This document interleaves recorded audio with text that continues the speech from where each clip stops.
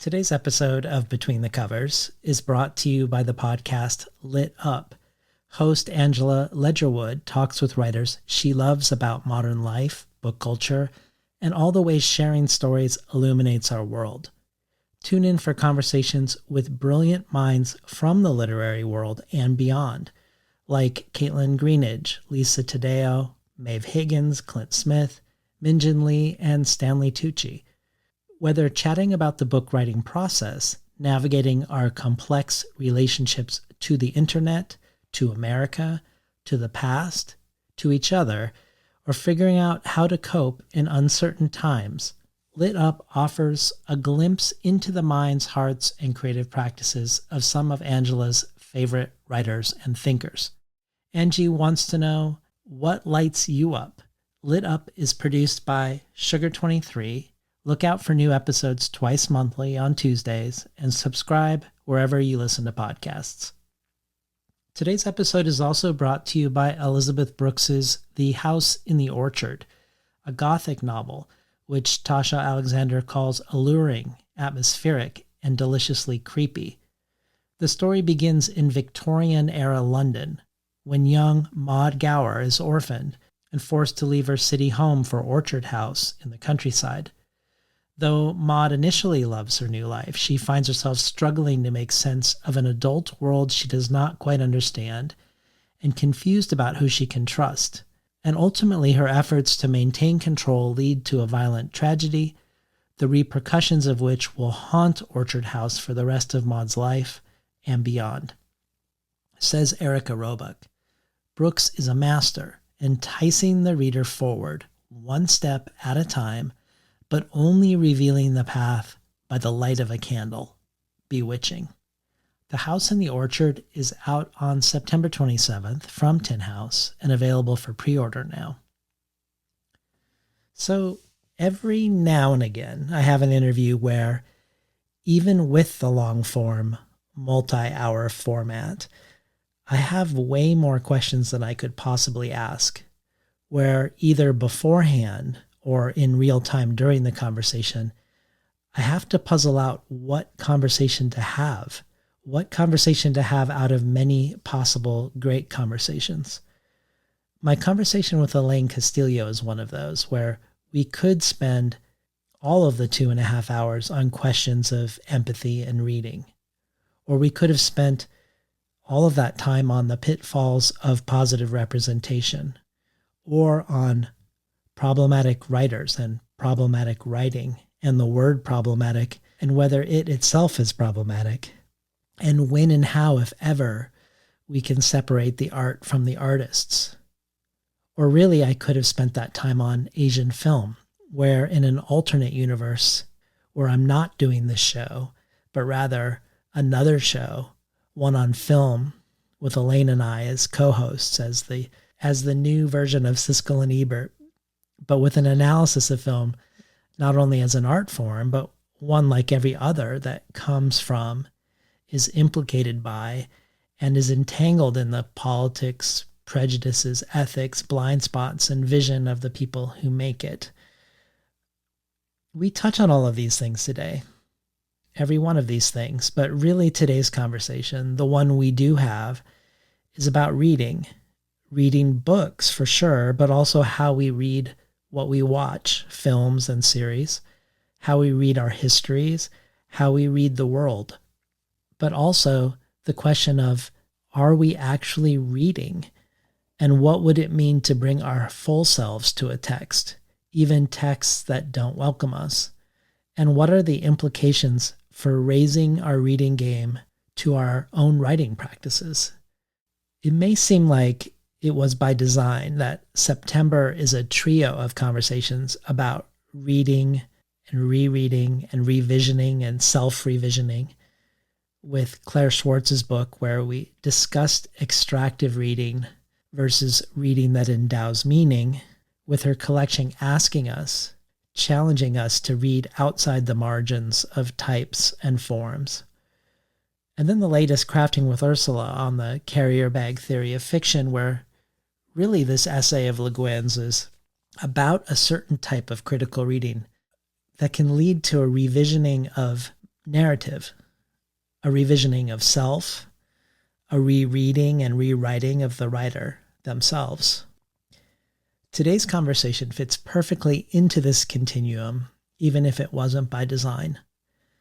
And like the way Lydia Yuknovich characterized Ursula K. Le Guin in that last conversation, Elaine Castillo is fiercely opinionated, and she's aiming to disrupt and overturn.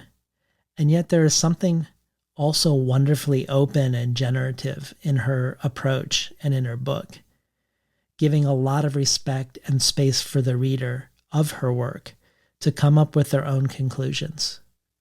Before we begin, I'll mention that about 2 hours in, Elaine's earpods fail. I leave that moment in when that happens in the audio so you'll understand why her voice suddenly sounds different. I think it actually sounds better afterwards. But either way, I didn't want you to feel confused when that happened. And lastly, if you appreciate these in-depth conversations, perhaps in the spirit of this other type of reading and writing and attending to self, these conversations that go beyond the normative length of a podcast, consider joining the Between the Covers community and help us shape the future of the show and help ensure its future as well. Every supporter at every level gets the resource-rich email of everything I discovered in preparing for the interview and the things referenced in the interview. And in an interview like this one, that email is particularly robust. And there's just a lot of other things. Gifts, collectibles, bonus audio, tons of other possibilities. So check it all out at patreon.com/betweenthecovers and enjoy today's episode with Elaine Castillo.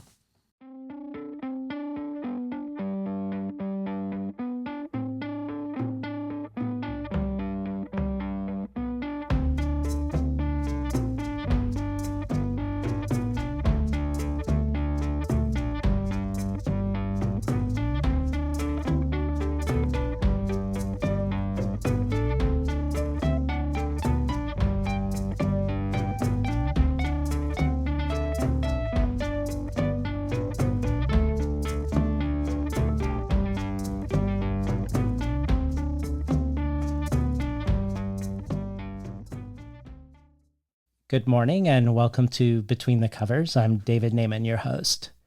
Today's guest, novelist and essayist Elaine Castillo, studied comparative literature at UC Berkeley, studying everything from ancient Greek to the medieval poetry of Old French to the politically engaged poetry of the 20th and 21st century. She was an editor for the multilingual campus literary journal Vagabond and a 3-time recipient of the Rosalind Schneider Eisner Prize for her prose while studying there. Later, she moved to London to pursue an MA in creative and life writing from Goldsmiths University of London. And just before returning to the U.S. after 8 years in England, she was commissioned by the San Francisco Museum of Modern Art's Open Space to make a short film, a film she entitled A Mukbang, translated from the Korean as an eating broadcast, where hosts traditionally eat a large amount of food while interacting with their audiences via webcast, but in this case, where she eats a Filipino meal with her mother via Skype. Elaine Castillo's return home as a writer was a triumphant one. Her 2018 debut novel, America Is Not the Heart, was met with wide acclaim, with starred reviews from Publishers Weekly and Kirkus, and named a Best Book of the Year by NPR, the Boston Globe, the New York Public Library, and many others. Lagaya Mishan for the New York Times described it as hungrily ambitious in sweep and documentary in detail. It reads like a seismograph of the aftershocks from trading one life for another. The Rumpus adds, the novel is both a sweeping family saga and a fervent reflection of the Filipinx American borderlands. Castillo uses fiction to reveal the influence of the past on the present and the role silence plays within our communities, creating a blueprint for seeing the complexities present in the intimacies of our daily lives. And John Freeman for LitHub adds, quite simply one of the best first novels I've ever read. Castillo's is a story of immigration and its costs, a meditation on brutality and where trauma goes, a love story, a friendship story, a family story, and it's also a deeply funny story. It's astonishing she fits it all in. I've watched friends who got this galley walk around in the days after reading it as if clubbed on the head, as in, how am I supposed to read something new after this? And for a while you won't. Shortly after this, Castillo joined the likes of Greta Thunberg, Billie Eilish, and Alexandria Ocasio-Cortez on Financial Times' list of 30 of the planet's most exciting young people. And she's here today to talk about her much-anticipated second book, a book of essays with rave and starred reviews across the board, called How to Read Now. Andrew Sean Greer says, Castillo's How to Read Now took my breath away.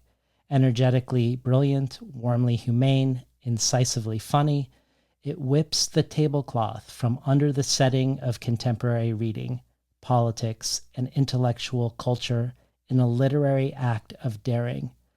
It seems there's nothing Castillo cannot do. Gina Apostel adds, How to Read Now is a powerful punch in criticism's solar plexus.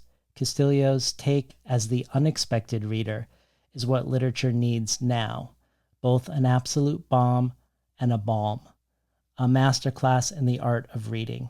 Her art is a corrective and a curative, but also just a joy, humorous, insanely erudite, and absolutely necessary for our times. Finally, Preeti Taneja says, How to Read Now is the book we need now, a clarion call for decentering whiteness and for a truly decolonized publishing, critical, and reading culture. It reaffirms that writers of color are here. We're here to hold power to account. We're here to read each other and cheer for each other. We're here to stay. I'm so grateful for Elaine Castillo's beautiful mind and for this vital and moving book. Welcome to Between the Covers, Elaine Castillo. Oh my gosh, I'm not sure how I'm supposed to move forward from that. That's, I think, one of the loveliest things I've ever heard, and almost certainly the start of my villain origin story. I was thinking the whole time, especially when you were going back to Berkeley, I was like, this is like Hot Ones. I don't know if you've seen, do you know that YouTube series, Yes. interview series, Hot Ones with the hot sauces? I'm sort of obsessed with it and occasionally make my friends do it. And he also pulls facts really from the vault. I was like, oh, wow, I'm on literary Hot Ones to bring up Vagabond from Berkeley. This is amazing. Well, I want to start our conversation as you start your book with astrology. So, yay! Not only because we begin with a section called Author's Note, or a Virgo clarifies things, but because I learn in your acknowledgments that you were born to 2 Aquarius parents, that your agent is a Virgo, that the entire editorial process for this book with your U.S. editor was a Virgo, Taurus, Earth sign solidarity, that your dog Xena is a Libra, and that she's actually a Scorpio. That was corrected. It was corrected. We did a DNA test. We did a DNA test and found out what her actual sort of estimated birthday is. And now I'm like, oh, obviously she's a Scorpio. Okay. She's very much a Scorpio. My apologies, Xena. No, my own, but that's the first thing I'm correcting in the paperback. So your dog Xena is a Scorpio, and your partner is a Scorpio. And he's an Aquarius. Really? Yeah, also an Aquarius. Yeah. Okay. Everyone in my childhood home was an Aquarius. My mother, lots of people came in and out of our home, but the most permanent members, my mom, my father, my grandfather, my younger brother, all Aquariuses. I was the only Virgo. And then I eloped with an Aquarius. So okay. It's a lot of that energy. So my astrology is all wrong, but I also know from your book that you associate bossiness with being a Virgo, that when you were a student and not only read everything assigned to you multiple times, but brought in related research to bolster your interpretations, that you see this as a Virgo trait. And that when you were speaking to an audience recently in the Philippines for Fully Booked, you said that being nonstop critical was, as a Virgo, your love language. So I have a twofold question for you. One is if you could speak further to Virgo-ness in your mind and how it informs your approach to the book, either tonally or substantively. But also, given that I'm a Taurus with a Virgo moon, our Earth sign solidarity. How does this bode for us in this conversation we're about to have? I think that bodes very well. I mean, Okay. I love all the signs equally and roast all the signs equally, but I have, in their own special ways, I do obviously have a soft spot for earth signs. I don't think I was into astrology. I think it was maybe a 2 or so years ago that two friends told me to download the CoStar app and subsequently ruined my life forevermore. And I think it's now I realize this is a very typical Virgo trait where I've known it for 2 years, but I've done so much research into it. I could now do a PhD about Mm.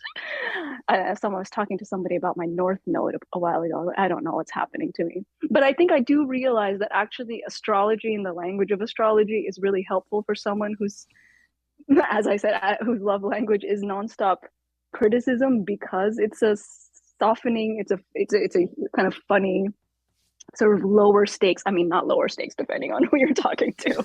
Some people get very heated, as do I. But I mean, as opposed to just being like, you're doing all of this wrong. You didn't do this. I have that person, and certainly in my family. My family's also full of Aquariuses. So I love Aquariuses, clearly, because I keep spending my life with them. Um, and I'm Aquarius rising as well, so I do have them. They're the other sign of the zodiac that I feel is very much my family. Yeah, I think there is a who was I talking to about this? It might have been in that interview as well, where I think the adaptation, the newest, the much maligned newest adaptation of Persuasion Mhm. came up, and I just for I think weeks afterwards, I was just yelling that adaptation was Earth sign erasure, that they were acting like Anne Elliot was a fire sign, and she was not. She is very clearly a sensible Earth sign, a highly functioning repressed person. And I was like, she might not be a Virgo, but she's almost certainly like a Capricorn or a Taurus. She is not. So I think that's kind of a softer, funnier language through which to express some of the things that, left to my own devices might just be outright harshness.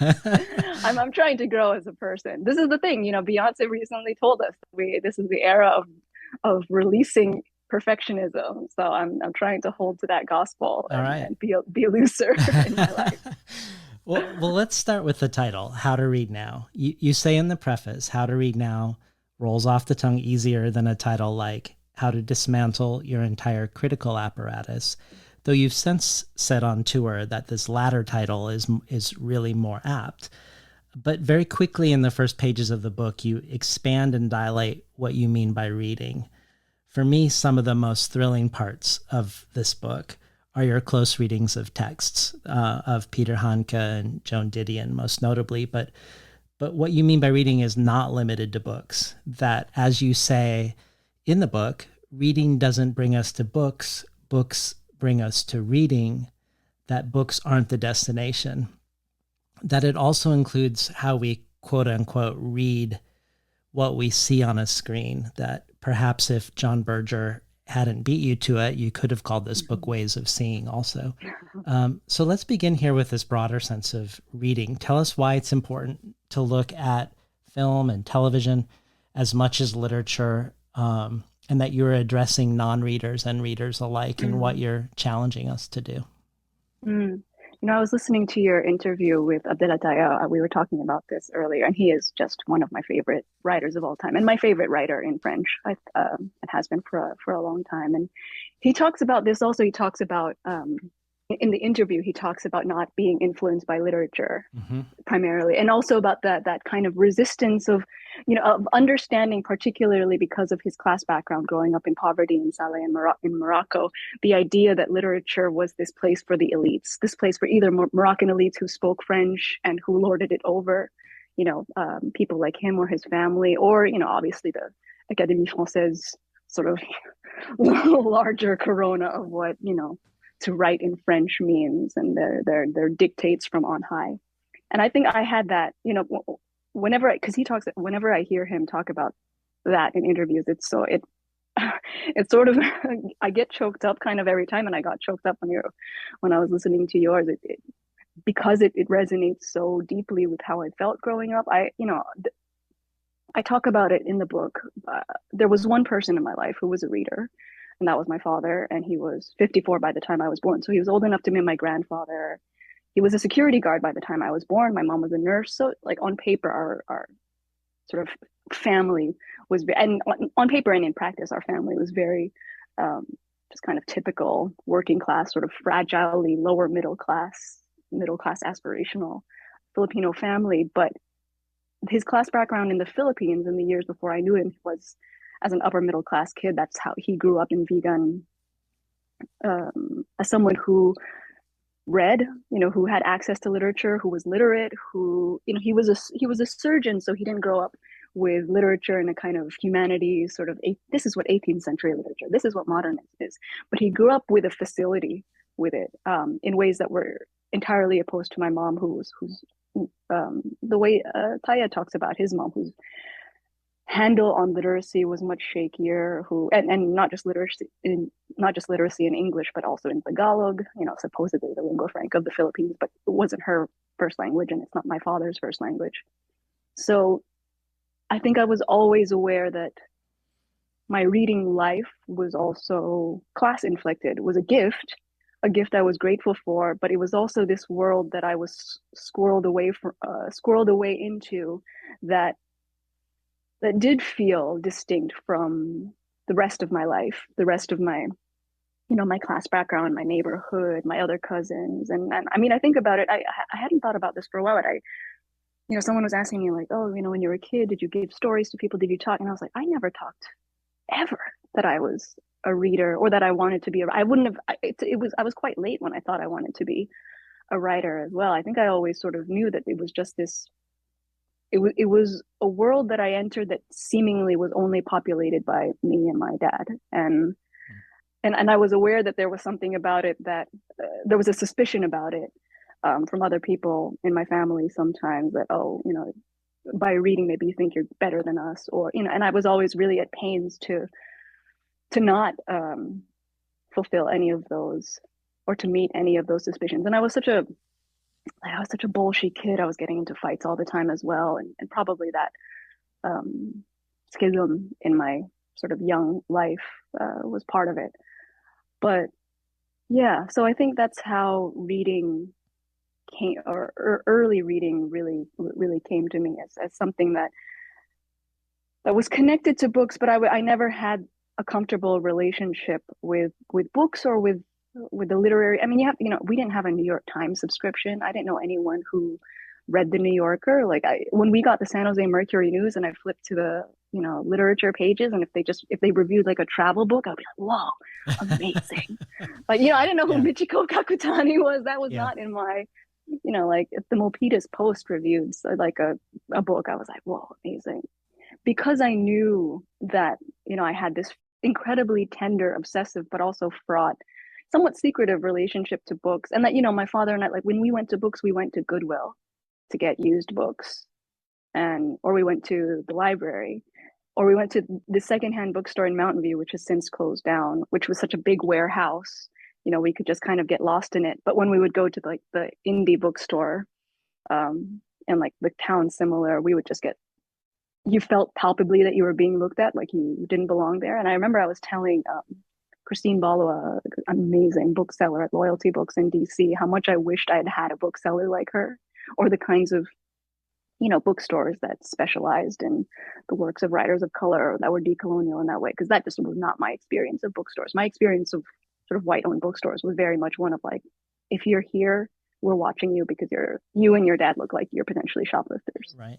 So that, I think there was that relationship to books and to read. And also, the fact that like none of these bookstores were in Milpitas. Like, we would have to go to the peninsula, which is, noticeably whiter, more middle class. That's also where, my mom essentially killed herself in order to pay for me to go to Catholic school over there. So there was also that kind of schism, that like also spatially, geographically, I had to exit my own community in order to, access a world of books that wasn't just Goodwill or the library. And then the other side of that is that I just watched so much TV growing up, and everyone around me watched TV growing up, and films. And one of my most formative, I think, films was Terminator 2. I think I grew up, and Aderataya talks about that also, that he grew up on films, but not just like Fassbender, or the kind of what's called like highbrow cinema, but the popular cinema or popular TV, And Manuel Puig talks about it's also one of my favorite queer Argentinian writers. Also, his work is so much about the kind of what's thought of as like the melodramatic, popular, telenovela sort of those genres that are not often considered art because they're consumed by the people. And I think that was also so huge to me. And I talk about it a little bit in that essay, where I didn't, because of those, because of that formation, I didn't want a book called How to Read Now to leave out those huge parts of my life and those huge parts of my community, people who were not book readers but who were readers, who taught me how to read by virtue of how they reacted to the way someone stereotyped them, or the way they reacted to an anime character on late night PBS or something. And at the same time, I didn't want to let them off the hook, like people who are like, oh well, I don't read, I'm not part of literature, I'm not, that's world doesn't have to do with me. And I was like, well, you are, you just watched Kenobi and Stranger Things, so Right. there's stuff to, and you are reading and being read. So I think that was the impetus behind that kind of expansive, or hopefully capacious, idea of what reading can mean. Yeah, no, I felt like the book is ultimately about how to read our world, regardless of whether we literally are reading words in a book. Where you say, just because you don't read books at all doesn't mean you aren't reading or being read in the world, which makes me think of a conversation I had with Adrienne Marie Brown for the Crafting with Ursula series I've been doing, where she similarly characterizes us being in an imagination battle. That if we don't actively engage in the work of imagination, we will be imagined by others and will be living within the confines of that imagined world that isn't ours, which Mm. obviously is particularly vital to consider for marginalized people and marginalized writers. I suspect most people don't often think of the imagination as being vital to reality. But I think of this notion of Adrienne Marie Brown's when I think of your preface, when you say that you felt like you first became a reader and then became a person. And I wondered if you could elaborate on that a little bit, what that means to first see yourself as a reader and then through the reading sort of come into a sense of becoming. A sense of personhood. If I am reading what you said correctly. No, yes, that is absolutely how I felt. I think, I don't know how many of us can remember the first time we realized we were a person. When I look back on my life, I really genuinely cannot remember a time when I thought, oh, that's it, I've become a person now. But I do very much remember, and not just remember myself personally in terms of, I have memories of myself being very young in a checkout line, face buried in, I think, a time. I mean, these are kind of the kind of ancient stories my mom will tell about my childhood, about me always reading. I mean, people used to say they didn't know what my face looked like until like my teens, sort of, just Yeah. because they'd be like, well, you would come to the dinner table. Not that we ever ate dinner regularly, but you'd eat, and you would have your plate in front of you, and then you would have a book sort of balanced in front of your plate. So we never saw you. So that, I think, that has stuck with me in the sense that I still wonder how settled into personhood I feel. I mean, I think that's a larger existential question.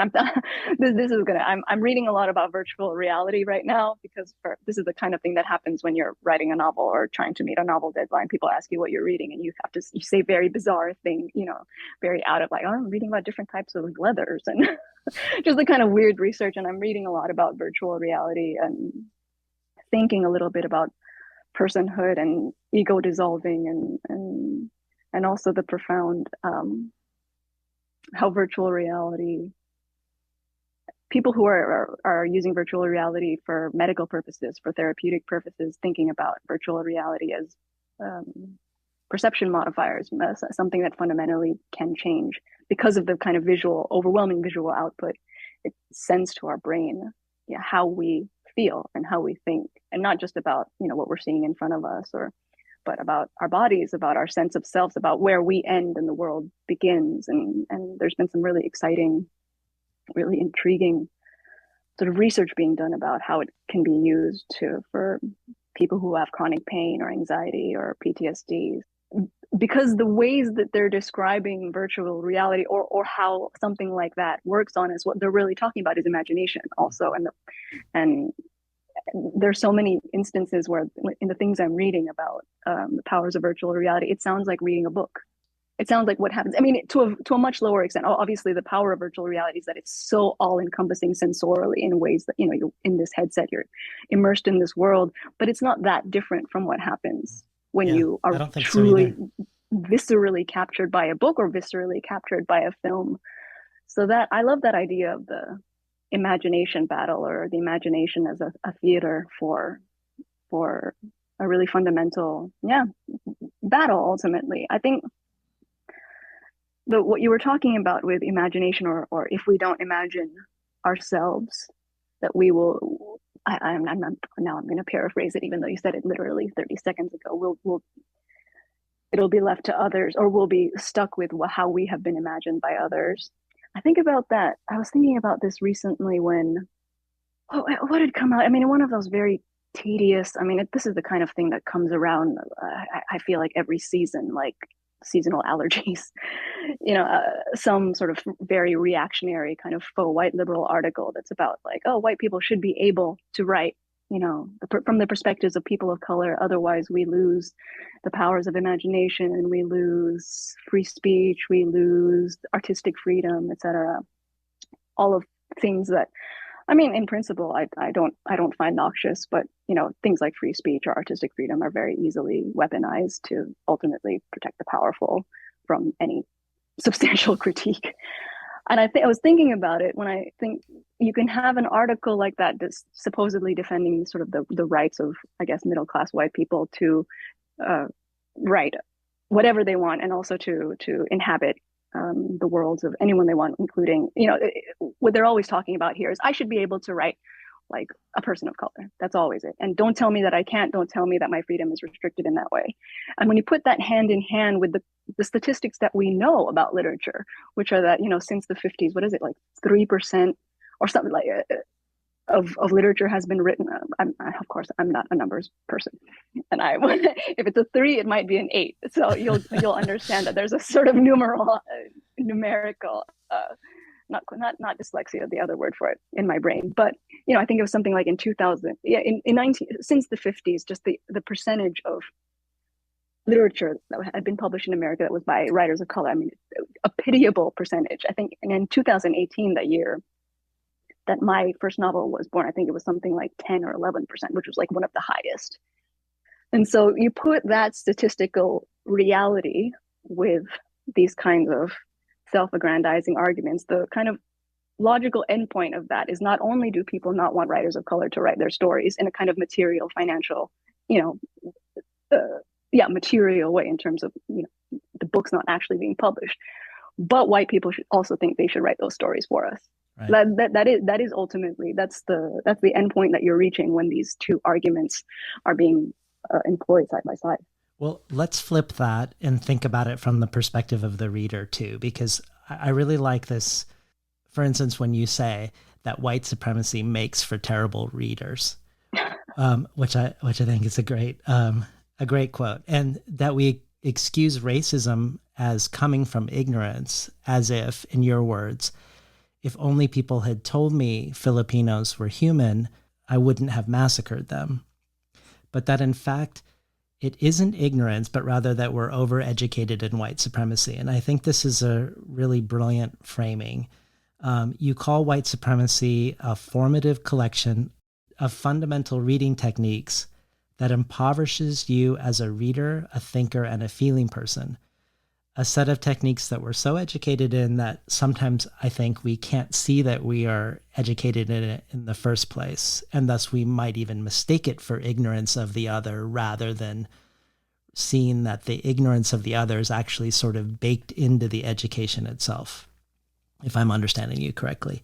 But if I'm understanding you correctly, I think you are not just speaking of the education of white readers and how white readers read, but of how we've all been given this overeducation in white supremacy and its reading practices.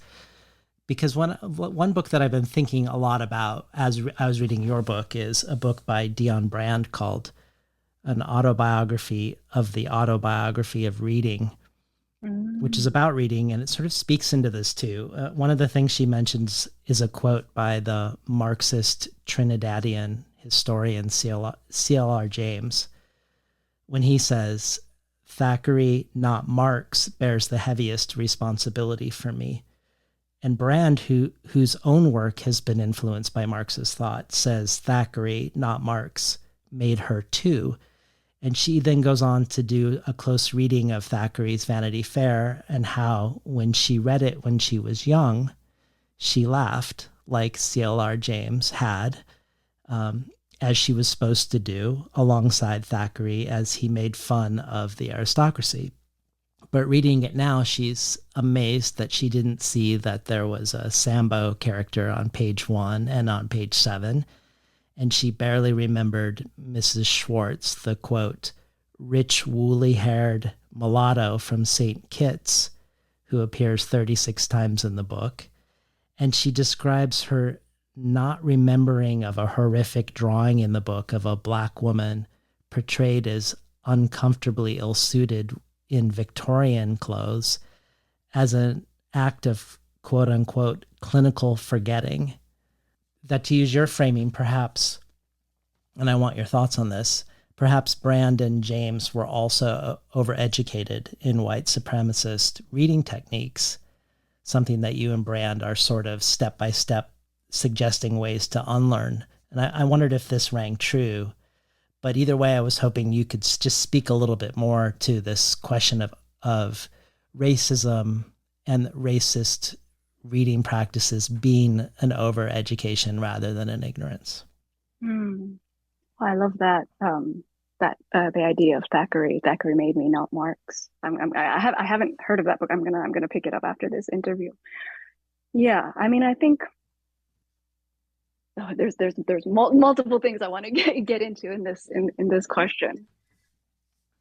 I mean, that is the magic of, well, not just white supremacy, but the magic of a particular type of uh, reading technique, or a particular type of, and it is political interpretation. It's its ability to make itself invisible, to make itself seem invisible, inevitable, and thus neutral, universal. This is just how we see the world. I think that's the overwhelming effect of treating racism as a product of ignorance, as opposed to as a product of very studied overeducation, a studied,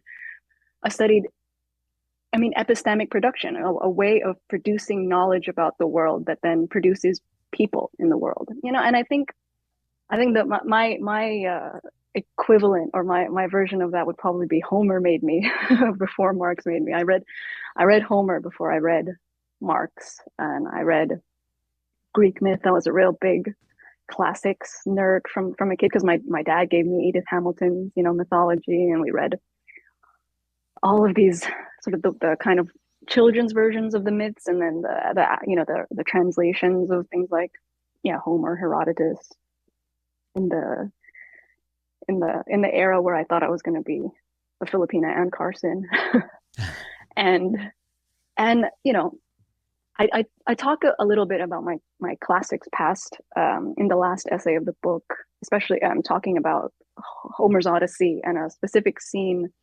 I think it always stuck with me. The scene is one of the most famous scenes from the Odyssey, the scene of Odysseus essentially blinding the Cyclops, but blinding Polyphemus, the Cyclops, and how the scene, the passages that I'm talking about, I mean, they feel like they could have come out of Christopher Columbus's sort of journals. The way that the way that Odysseus sees Polyphemus on his island, the kind of unspoiled land of it, the savagery of him, the savagery of someone who doesn't, have agriculture and thus doesn't exploit the land to its fullest. The vision of his home as a place that someone who brings civilization, like Homer, can exploit, extract resources from, and the violence. I mean, it is one of the most violent scenes of um, of the Odyssey. And then the kind of turn of the essay is that, well, Homer didn't write any of this, or at least not the passages that I'm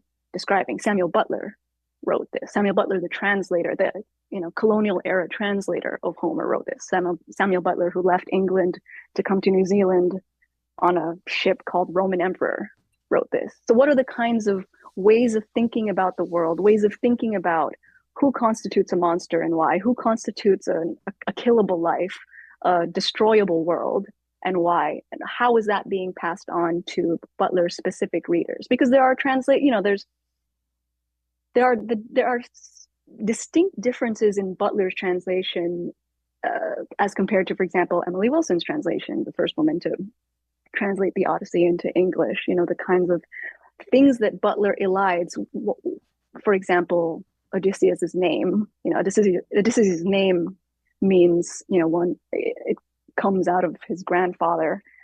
His grandfather Autolycus's legacy is hating others and being hated by others. But Samuel Butler, which is sort of that's the kind of etymology of Odysseus. Hate, pain, wrath, suffering. So it's both suffering you mete out to other people, but also suffering you incur. But the Butler translation only says, my legacy is that I hate everybody else. Butler doesn't include it also means you're hated by other people. The kind of, but Wilson preserves that nuance that is in Homer. She also uses the title for that chapter, A Pirate in a Shepherd's Cave, which is making Odysseus the pirate. Exactly. And Cyclops the shepherd. Exactly. And there's this that fundamental turning on the head of who is the hero in this scene, and why are we being told that Odysseus is the hero in this scene, and not that we're being told that by Homer himself. I think in the text there's a complexity to it. I think what I'm thinking about is how the classics have been deployed by people with specific political agendas to uphold specific ideas about what constitutes Western civilization. Even things like the kind of 18th century sort of German British archaeologists like Schneemann and Heinrich Schneemann, and all of the people who sort of wrote long tomes about how like the white statues of Greece really represented something about rationality and purity and beauty. And of course, carbon data later tells us none of those statues were originally white. They were all painted colors. They were all very colorful. But that idea, that kind of that vision of what Greece might have looked like doesn't line up with very specific ideas that people are trying to uphold about race and the classics, and about what they want the classics to corroborate about their ideas about race. So my last guest, the poet Claire Schwartz, she curated a multi-author meditation on Toni Morrison's only short story, the one where there are two girls of different races, but it's never explicitly said which one is which, and how this story really sort of exposes a lot about how we read. In Claire's essay about the story, which is called Reading Otherwise, she says, quote, "In Spectres of the Atlantic, Ian Bauckham posits the novel as the genre that conditioned thought in line with the speculative finance system that underwrote the transatlantic slave trade. The novel, Bauckham explains, honed the idea of types that tethered the present to a fixed set of futures. If a person is X, then they will be Y. A mode of thinking required for the brutal calculations by which a person, kidnapped from their home, could be sold as a commodity in a place far away. The reading practice that corresponds to types is skimming, a process of extraction carried out in accordance with prefigured ideas about what one will find, and then fastening those ideas to a limited set of meanings. Or as Bauckham puts it, the novel altered the knowable by indexing it to the imaginable." And then she continues, Morrison's story, which Morrison called an experiment, exposes the extractive practice of skimming, what often passes for ordinary reading, as itself a set of brutal experiments, racial propositions, and hypotheses that constrict meaning to marshal the present toward a fixed future. I don't know if you do, but I think of your project in conversation with this. For instance, when you bring up Pamela Paul's ex-husband, Brett Stevens' article in the New York Times. I literally did not know any of these facts until I think a month ago. Yeah, me neither. So Pamela Paul's ex-husband wrote about the controversial awarding of the Nobel Prize to Peter Handke, or as you call him, the casually fascist stylist, Peter Handke. And you look attentively at Stephen's defense of reading him and his desire to add books by him to his shelf, especially the quote unquote non-political ones. But thinking of this notion that Claire brings up, that much ordinary reading may not be reading at all, but rather a form of extractive reading that is really skimming.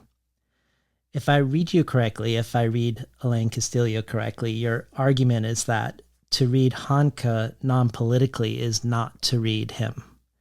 To imagine you're reading him for the aesthetic experience is actually not to read many of the things that are right there in front of you that he wrote. And I wanted to, I guess I wanted to put that in your lap and see if I was on the right track. Do you hear a kindred analysis in what Claire was speaking earlier? Yeah, absolutely. And I'm gonna I'm gonna say something that might be provocative, but may also launch a new era of literary criticism. I've said that I really love Aquariuses. Toni Morrison is an Aquarius. That short story is one of the most Aquarius pieces of art of all time. My agent and I have this this like private battle where we're trying to start the astrological school of literary criticism. That Wong Kar-wai is a Cancer filmmaker, which absolutely tracks. These are very much Cancer films. So sorry, that is I understand that is being deliberately shit stirring.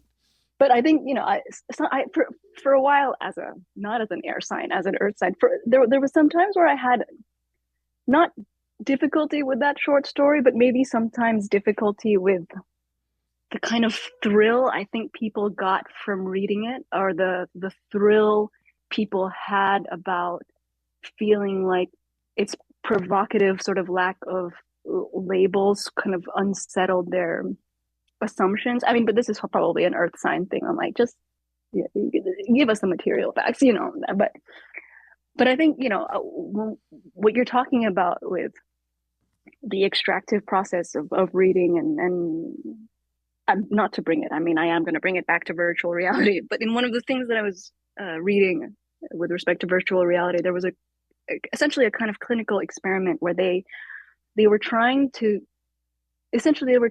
understand, like, why do we see some things and not see others. They were doing a kind of visual experiment, and a bunch of, I think, doctors were in a VR headset or in a VR landscape, and were asked to like count how many, I think, sort of like how many balls like went into a hoop or something like that, and they were asked to look at a specific thing. But in the experiment, they had like a person with a gorilla head just run through the landscape, and later they asked the people what they saw, and it turned out something like 70% of the people didn't see the gorilla at all, didn't see it, Wow. didn't register it at all.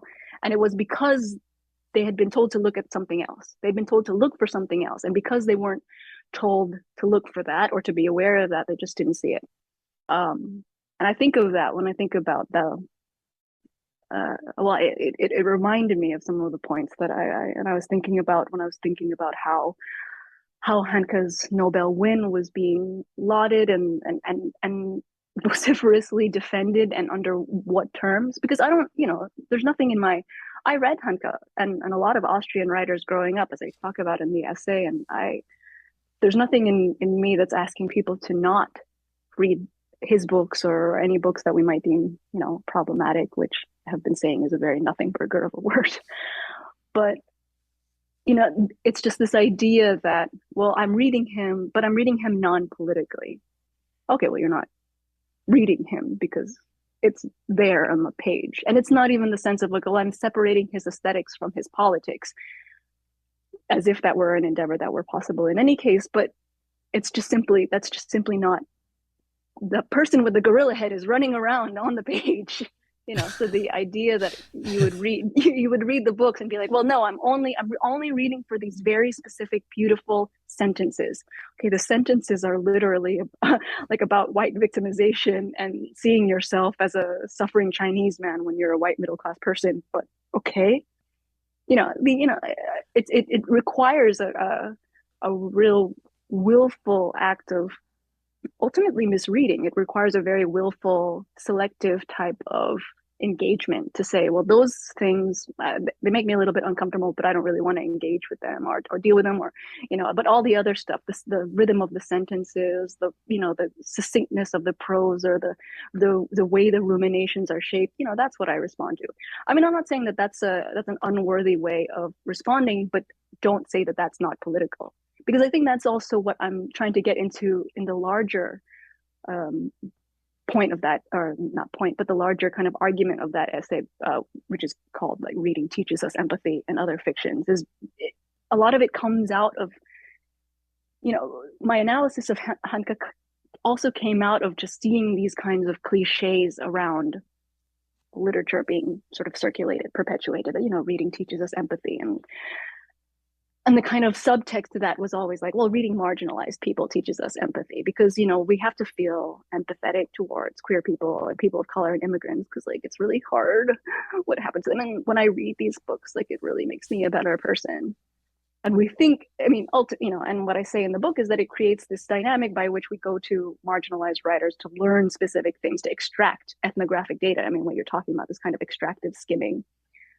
But white writers, we get the pleasure of just feeling the universal. I'm just reading about marriage. I'm just reading about, existentialism in Salzburg, in this Austrian town. And we don't talk about how the project, going back to this idea of white supremacy as a specific educational practice, the project of telling us that reading Hanke is non-political is obliging us of a very specific type of politicized empathy. It's obliging us to emphasize with a very specific political, racial, class perspective, context, in very in imaginative, in material ways. It's asking us. It's obliging us of an empathy that we don't name empathy, and we don't have to call, we don't have to call those types of, imaginative leaps empathy. And then going back to the magic, that is the magic trick of white supremacy, that we don't have to think that this entire way that we've been taught to see and feel and excuse is part of an education. I like that you say magic trick. I think you make a really persuasive case in walking us through this specific book of Hanke's, that book, perhaps all of his work, I don't know his work, can't be truly read not as deeply political. Writing that you describe as, which I love, the white man blues with a goose step beat. But what's interesting, thinking of magic trick, is not only how blazingly obvious the politics are when we attend to the prose alongside you in the book, but also the way he at the same time sort of casts a spell, I think, of intentionally imprecise language, that both the book and the protagonist are sort of dodging true seeing of the story that they themselves are telling. And he does this successfully enough, as you recount in the book, that the critical response to the book, while mixed, also misses the troubling politics of its main character. It's kind of wild how you expose not only the way the author asks us not to see, but the way the critics don't see that loser, the main character, is obsessed with skin color, with foreigners, and with immigrants.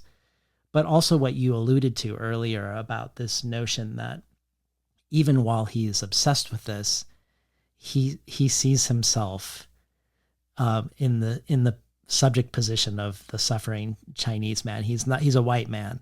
And I wondered if you could speak a little bit to this protagonist, to the weird translation of the title, and this connection you make between, I think, convincingly between the sort of politics of white victimhood, where he's more upset about being reminded of what Austria did than by what Austria did. But I was hoping maybe you could just talk a little bit about it, because it is a very weird, but familiar, a very weird but familiar flipping of a narrative, but also a lot of smoke and mirrors. A lot of smoke and mirrors. We're going to return to that, the kind of weaponized ambiguity later. Yeah, I mean, I think the English title of this novella is Across. The German title is Der Chinese des Schmerzes, which is basically means the suffering Chinese man. Which, I mean, I guess I imagine an American publisher was like, let's find something else for the market. But the French title and the Spanish title preserve it. Almost literally, yes, literally translated. And it centers essentially around this kind of middle class white classics teacher. Speaking of the classics, imagine having this person as your classics teacher, who essentially sees a person scratch a swastika into a tree, becomes enraged by this, kills the person, dumps their body, and then the rest of the book is kind of the fall, the kind of existential fallout from that, of which existential fallout, because there is no sort of judicial or he walks free. There's no actual consequences for this murder. And a lot of the, as I talk, a lot of the critical response to it was about framing this novel as this kind of existential novel about murder and being on the threshold, and what is between the kind of singular life disrupting act sort of tosses someone between one part of the world and another. And I just could not find critical essays that were talking about the fact that he's constantly noticing foreigners. He's sort of wanting to internally yell at these noisy foreigners to be quiet because this is Austria. That he's constantly having these kind of grotesque fantasies about slaughter at the hands of foreigners. That all of his metaphors are something that's scary is like an Incan temple, and that so that he the so much of the novel is meditating on this particular type of white grievance and white victimhood, that it's very of a piece with the people who say something like reverse racism, because then he thinks of himself as I'm the different one. I'm the one who is alone and isolated by the other sort of boorish Austrians who don't understand me. So I'm the suffering Chinese man. So there's this kind of appropriation of marginalization, while at the same time revulsion of people who are actually marginalized in Austria. I mean, as you say, the language, and I mean, this is I don't read as German in German. I can read a little bit and understand a little bit, but my partner reads in German. But I can have kind of enough to sort of analyze some of the grammatical structures, and the translation upholds. When you talk about smoke and mirrors, there is the way his sentences are structured. I talk about it in one sort of pivotal line where the narrator describes throwing the stone that ultimately kills the person who vandalized this tree with a swastika. And the way it's structured in German, because of the German structure, puts the verb at the end. So already, that's just German grammatics. It's the verb is deferred, but the way he says it is, but then the stone was thrown. And like in German, you can say, but then I threw the stone. Like you can say that. That's not a grammatical impossibility. There can be subjecthood. But there's a very specific way where that, this kind of action sort of appears out of nowhere, and there's no responsible actor. The stone was thrown, and there's a complete sort of abdication of responsibility of how it's thrown and by whom, and there's that kind of diffuse smoke and mirrors, that kind of deliberately kind of obfuscating kind of use of specific grammatical structures to kind of defer responsibility or defer clarity. That's really throughout. And I mean, as I think you're as you're saying, is absolutely part and parcel of how we come to read someone like Hankes, like this, incredible sort of existential stylist of a piece with, other Austrian writers who can also write in a similar style that can sometimes be perceived as convoluted, like Thomas Bernhard, although I prefer Thomas Bernhard's work. So yeah, I think that's there is absolutely a kind of in Toni Morrison's Playing in the Dark, she talks about, if the word she uses when she's talking about the how people manage not to talk about race in literature, and race in literature is evasion. Like, it's more elegant. There's this elegant language of evasion that says that it's more elegant, more civilized, more, you know, worthy of literature. I'm obviously horrifically paraphrasing now, but that there's that kind of elegance of evasion is one that allows pernicious racial stereotypes, or a pernicious a way, a kind of an entire racial and racist framework to persist. And I think that's very much alive in Handke's work. And I think it's something that I've been wrestling with generally. And I talking about earth sign literalism versus Aquarian air sign kind of floatiness. I'm going to start this astrological I hope so. school of literary criticism, but I talk about it a little bit in or try to develop it a little bit more in the essay that's one of the, not the penultimate, but an essay towards the end that's about a John Berger short story, but also about my experience in my MA program. And just because I've been thinking about ambiguity, concepts like ambiguity and indeterminacy and the unknown, and how, I mean, as a diasporic person, all of those things that's my city. I live there. But at the same time, and also as someone who has some experience with the kinds of abuse that John Berger or that I'm talking about in that essay, understand how ambiguity and indeterminacy and very deliberate unknowns can also be weaponized. I was thinking about, I just read this amazing novel that Tommy Pico recommended to me by Chantal. It's Post Traumatic by Chantal V. Johnson, and there's this great line in there. Oh God, now I'm gonna paraphrase it again. I hate doing this to other writers. Ambiguity is vital, or oh God, I can't remember. Ambiguity is necessary for aesthetic expression, but it's terrible in real life. Something like that. I'm so sorry, Chantal. But that dichotomy, and I remember thinking about that and holding that for a long time. Well, Hanke's only one example of a way of reading that reveals texts that don't see and also seem to help the reader not to see in the way that you're talking about. You also do this with Joan Didion and with others. When I think about Dion Brand, C.L.R. James laughing as Thackeray wants them to, or the critics who fall for losers' worldview in The Suffering Chinese Man, they both kind of speak to me to a certain seductive power of story, that how things are framed, who is granted interiority and complexity, what is described or ignored, all can be ways to set the reader in allegiance with one character or another. And one might not even realize the various ways that we've consented as we read. Returning for a moment to Claire Schwartz, who said, when we skim, we extract meaning. When we read, we endow meaning. And also, the great possibility is not the smooth fiction of continuity, but the jagged edge of unfinishedness, the infinite invitation to reread and thus revise, a way out from the real of the now. What otherwise might we mean for each other?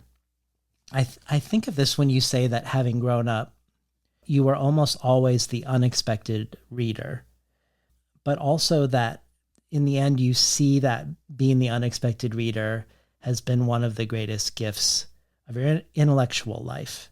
And what I imagine that you mean when you say this, that it has to do with, in a sense, attending to the text deeply enough to not consent to its system of meanings as invisible scaffolding, but to sort of engage with its structure, which I'm guessing as the unexpected reader would be a more apparent structure, perhaps than a expected reader.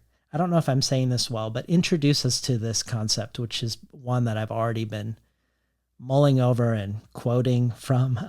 I really Oh, find this a useful concept. So if you could tell us what the unexpected reader is, more generally speaking, and then how, having lived it, you find from a critical perspective as a reader that it actually has ended up being a superpower. yeah. Well, thank you. First of all, that's very kind. I think I started thinking about that or started phrasing it that way. When was that? Now I can't remember what is time in this pandemic era. But I think not that long ago.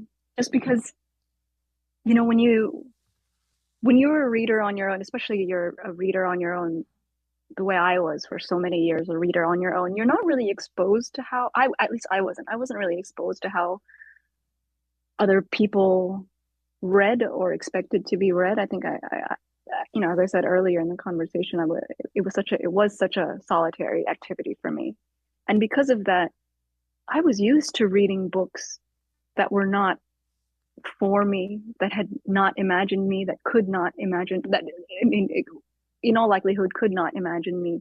That where I wasn't an invited presence, where it was not about my community, where in any literal sense, where, you know, sometimes you would read a book and like suddenly people would be talking about, you know, Filipino seductresses, like, you know, like in Kutse, I mean, in the Kutse and book that I mentioned, or, you know, I remember I was talking to, I think I might have talked about it in that Gina Apostle interview. I was watching Ab Fab, Absolutely Fabulous, that British show, and I was so, you know, I thought the show was so funny. It showed on PBS.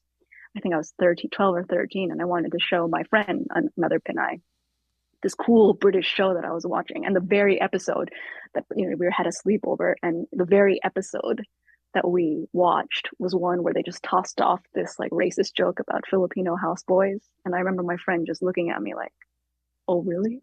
Oh, this is your show?" And the embarrassment and the that I felt in that moment. But you know, I think at the same time, I was also inured to that. I think, you know, because I never had the sense that, I mean, this is also true. I don't, I think I also never had the sense that books were a place to escape to. And I think I also had the sense that books were not a safe place, which is different. I think it's distinct from saying that books were a place that I loved, or books were a place where I felt viscerally connected or alive. Those two things not are not necessarily the same. Or viscerally, you know, in the world in ways that were, I mean, you know, in that phrase that you said that was very beautiful, like release, what is it? Free us from the real of the now, something like that. I thought that was really moving. A way out from the real of the A now. way out from the real of the now. Yeah. Yeah, that's just what I thought reading was. And so then later, and particularly as a published author, to come to realize that, oh, that's not what reading is for everybody. Lots of people come to books expecting to have their hands held. Lots of people come to books expecting that everyone in the book sounds like them, looks like them, maybe has a life that's different from them, but that life is legible to them. Lots of people come to a book expecting to understand every single word in it. I mean, if you read, I mean, certainly if you read Homer, you didn't understand all of the words that were being used. But I mean, even if you read Manuel Puig, you didn't understand. You know, if you read George Eliot, you didn't understand. I mean, there's loads of Greek in George Eliot. That, I mean, you know, just because I understood, if I hadn't understood Greek, you know, or you know, get very tetchy and feel very alienated if there's untranslated words in a otherwise English book. So it just started to feel apparent to me that there were actually readers and reading practices that were entirely predicated on being expected, on being catered to, on having, on being maybe performatively or sort of challenged, but ultimately centered and edified in very specific ways that prioritized them. And I just, it seems so anathema to me. It seems so alien just because it's such an impoverished, it seemed to me such an impoverished way of reading, not least of all because it does nothing to meet a book's vulnerability with your own. And that it seemed that felt imposed on me from being a kid just because I was always an interloper in the books that I read. And sometimes I think about it a little bit like when you think about those big country estates that are in Austin or in Austin or the big Gilded Age townhouses that are in Edith Wharton. I love Edith Wharton.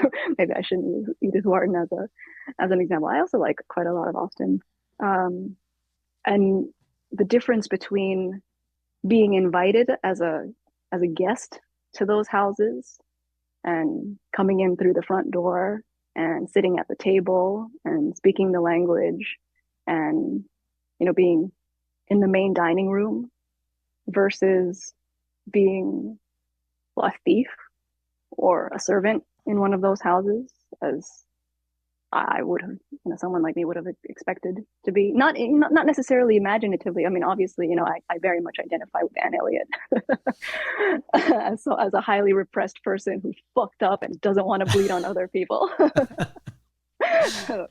I'm very Anne Elliot is that's my person.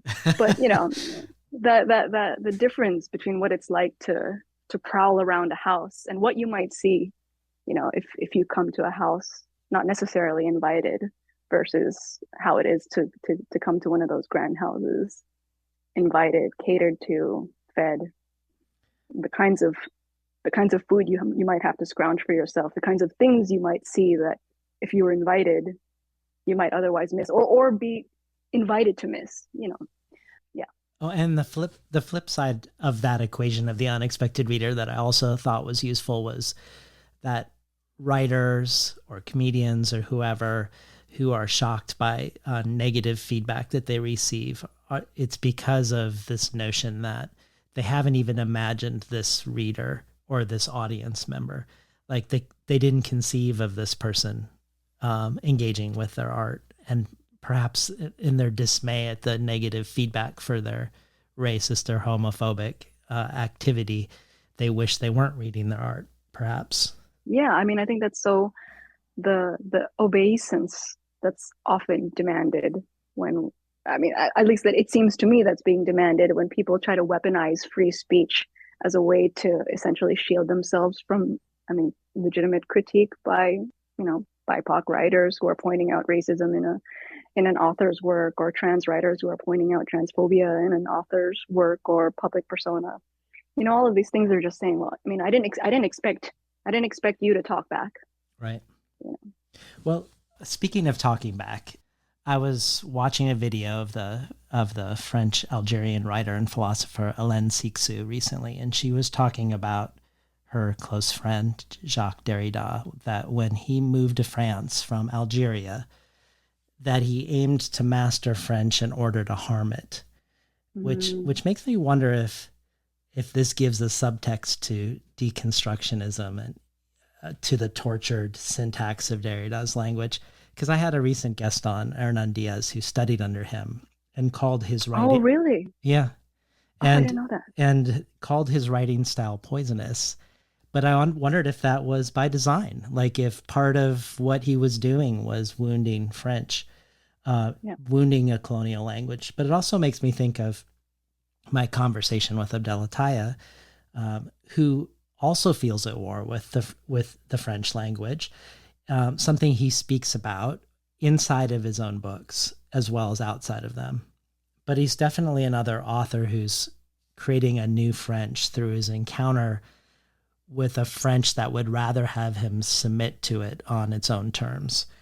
And this is my long way of asking you to talk about your name, which you engage with in this book, which looks like Castillo, but is pronounced Castillo, because it feels like perhaps it too is a way to stand before a system of naming, before an entire imposed colonial language, and find a way to create agency or to unpin oneself from a system that's trying to pin you.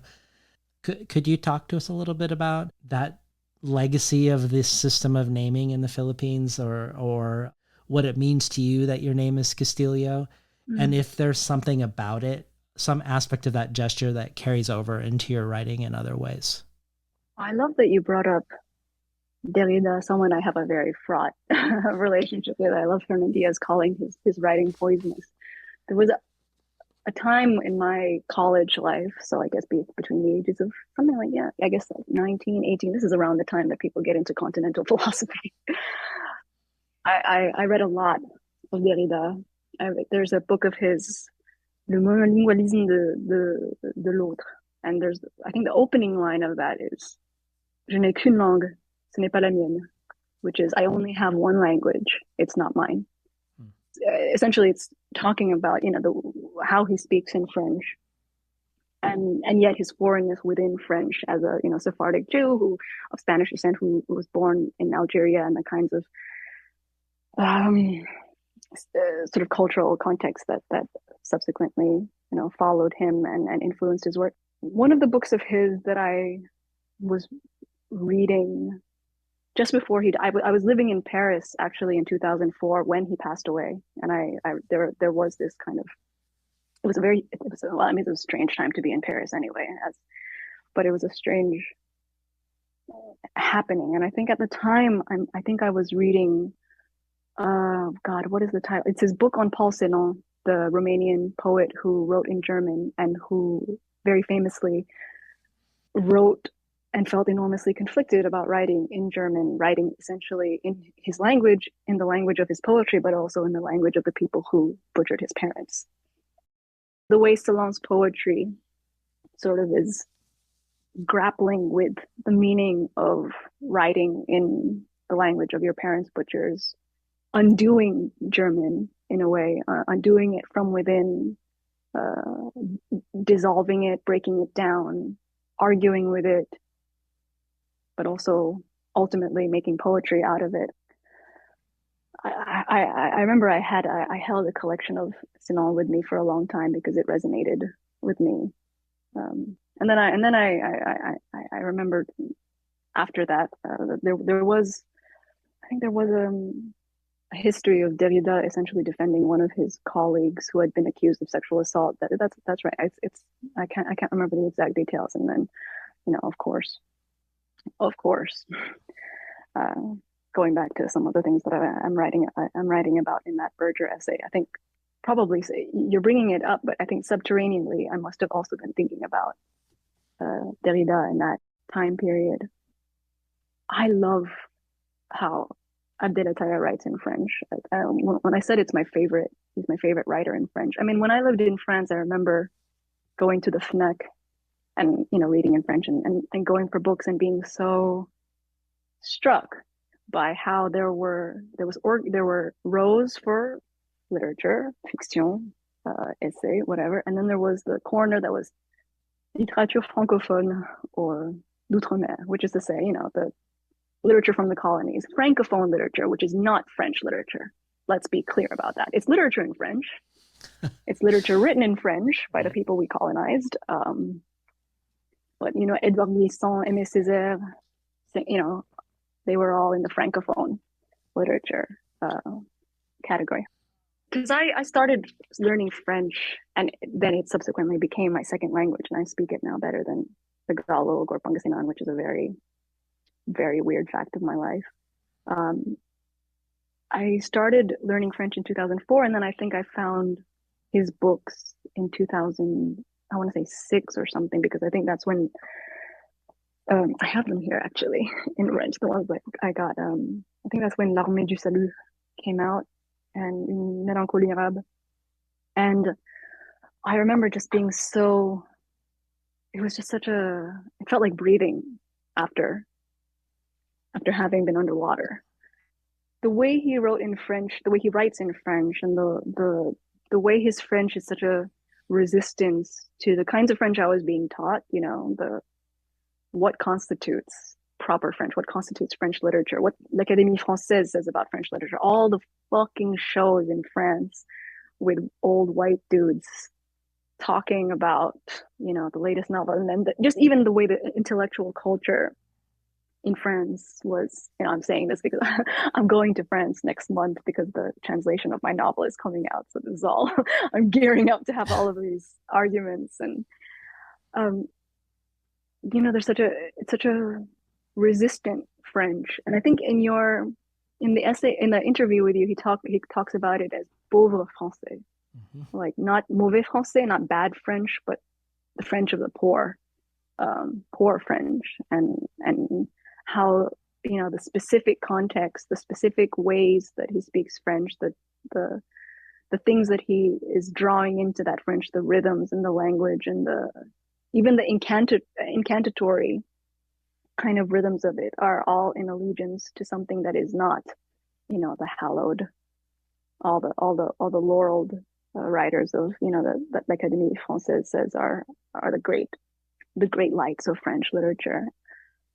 I was grateful to read him at that time. I think it illuminated things for me that, now fraught to me. But there that line about I only have one language, it's not mine. I felt that very much about English. That you know, I mean, I was before my brother was born. I was the only person in my family who was English was their first language. So, I'm, my partner also, English is not his first language. So I've actually, besides my brother, I've never lived with someone who was like a quote unquote native English speaker.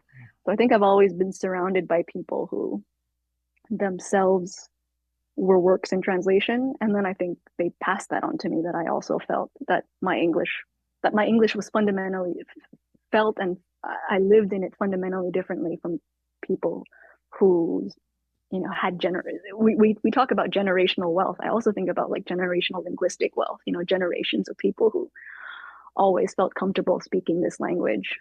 And that's just English. The passage that you're talking about it towards the end of the essay. Someone said to me recently, like, this is a very clever thing you did, talking about how to pronounce your last name in the essay, because now you know who's read the book and who hasn't, depending on how they It's introduce you or how they pronounce your last that's name. right.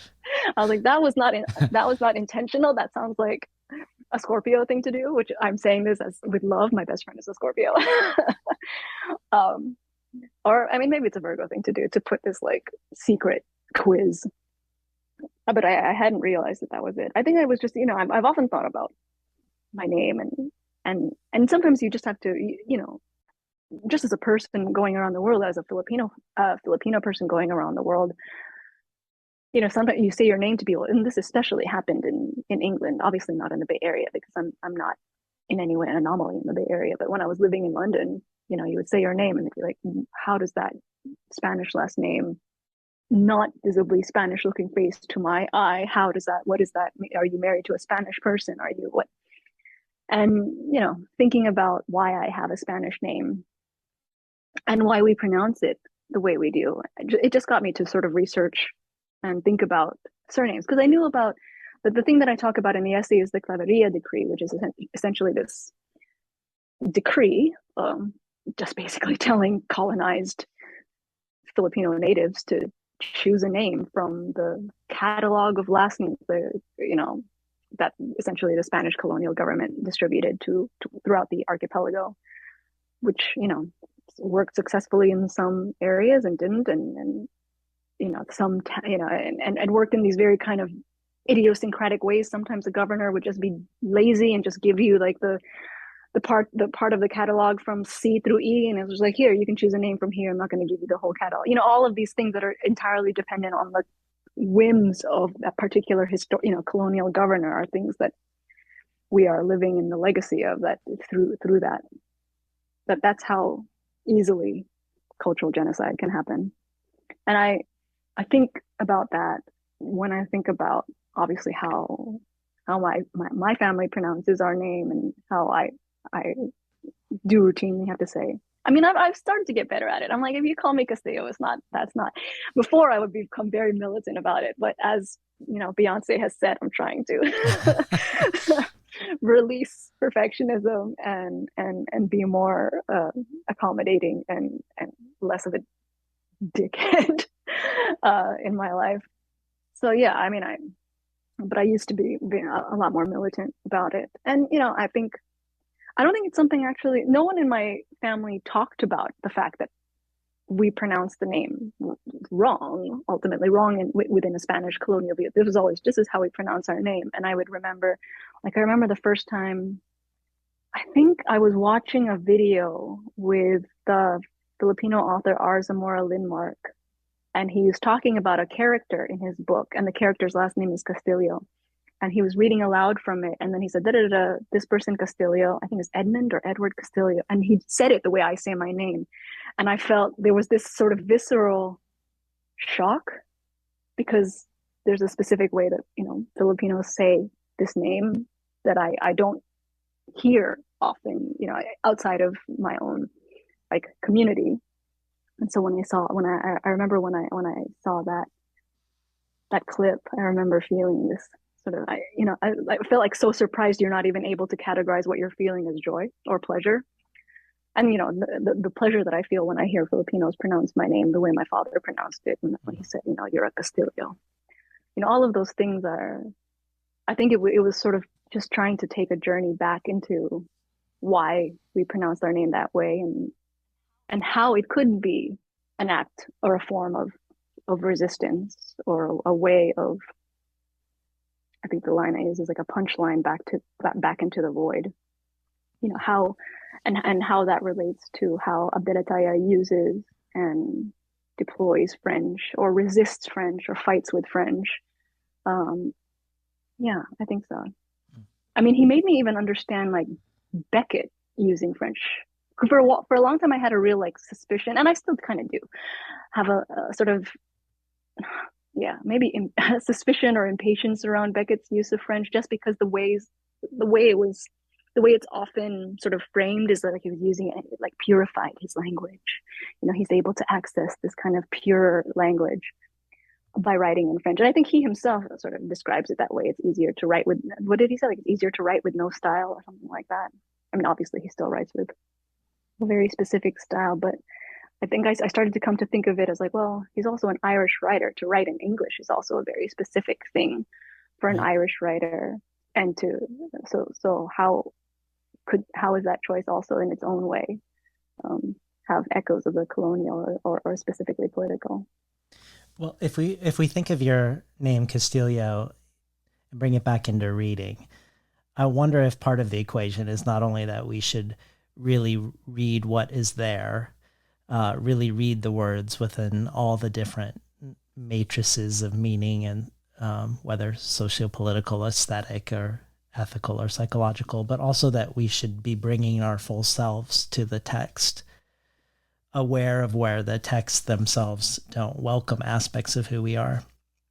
Again, I'm going to bring in Diane Brand's book, because she, like you, she examines different strategies to engage with text, to try to find a way to be fully herself in engagement with the text. Like first, she takes passages from Camus' The Stranger, and but names the Arab, gives a name to the Arab, and rewrites them with these unnamed characters being named.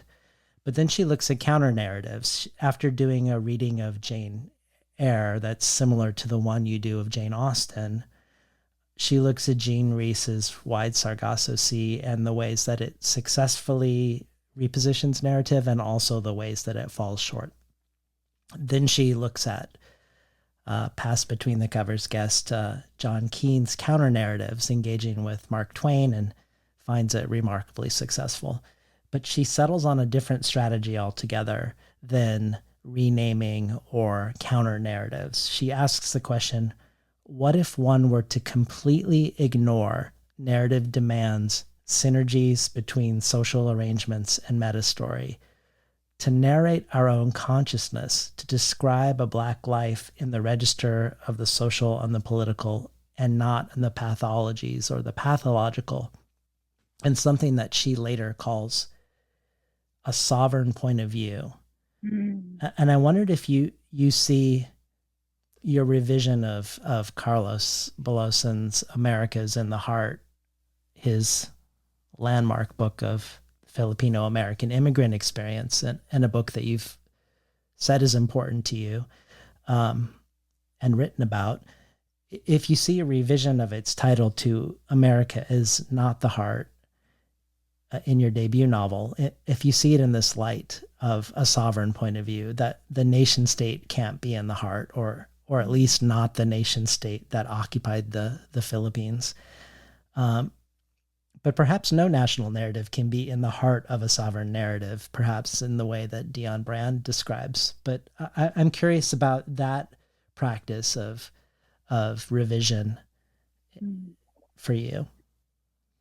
I mean, I think like all great fights, that title started off as a joke, which because essentially I think I wanted to call the book America Isn't the Heart. America Isn't the Heart with a conjunction. But for I think whatever reasons, or potentially it was something as simple as SEO or something that we couldn't do that isn't. It turned into Is Not the Heart. But the last chapter of the novel is still America Isn't the Heart to preserve that. And I think it was, and this is a very Filipino thing, it was a kind of oral pun, just because if you say America is in the heart with a kind of Filipino accent, to me, it always also often flip side sounded like America isn't the heart. And I always thought that was funny. I think growing up, I always thought there was a shadow of that. It just also just because in Belosan's work itself, I often say there's two endings to that book where there's the penultimate chapter, which is rough, ends rough, and then and not optimistic, ends in a kind of not radical pessimism, but does not the final chapter gives this kind of sweeping belief in America, which to me has always felt very I've always found those two chapters very disjointed in fruitful ways, potentially, or in honest ways, and that potentially that is truly how we feel about a nation state and even a colonial nation state. I mean, Abdel Ataya talks about this in his adult relationship with France.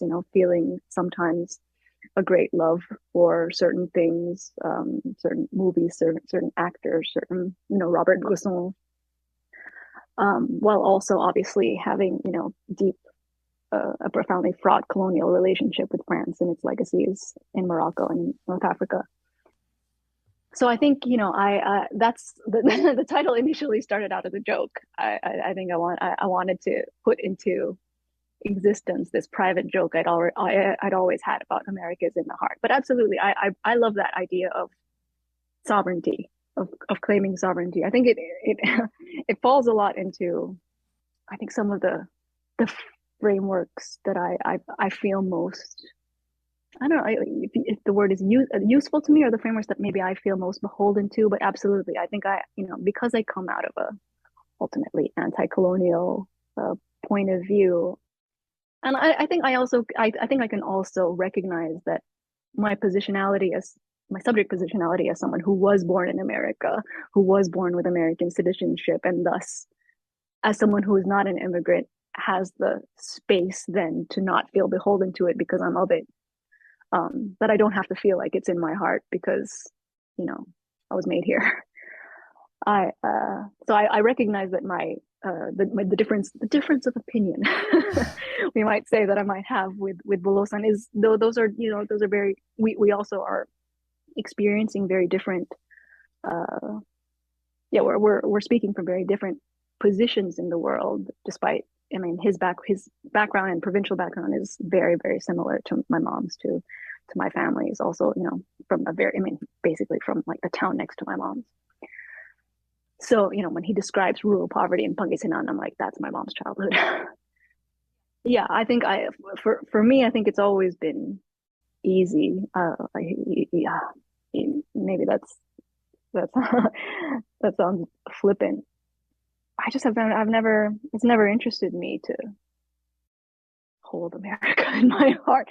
Just that's how it's. I remember as a kid when they would make us put like our hands over our hearts when we said the Pledge of Allegiance. As a kid, I was like, this is fascist. This is so weird. We're in a very weird moment, and I thought that as a kid, and maybe I thought that as a kid because of the kind of subtle political education that my parents were imparting onto me. But I think it's also because they imparted there was an indifference to that romanticizing of America and its meaning that they passed on. I think that, both of my parents, my mom in particular, were very practical about what moving, fleeing really, but moving to America, meant for them, meant for my mom as an escape from rural poverty, but also as an escape from the Marcos regime. I mean, I'm a martial law baby. My existence is not possible without is entirely made by my mom being from the generation that fled the Marcos regime.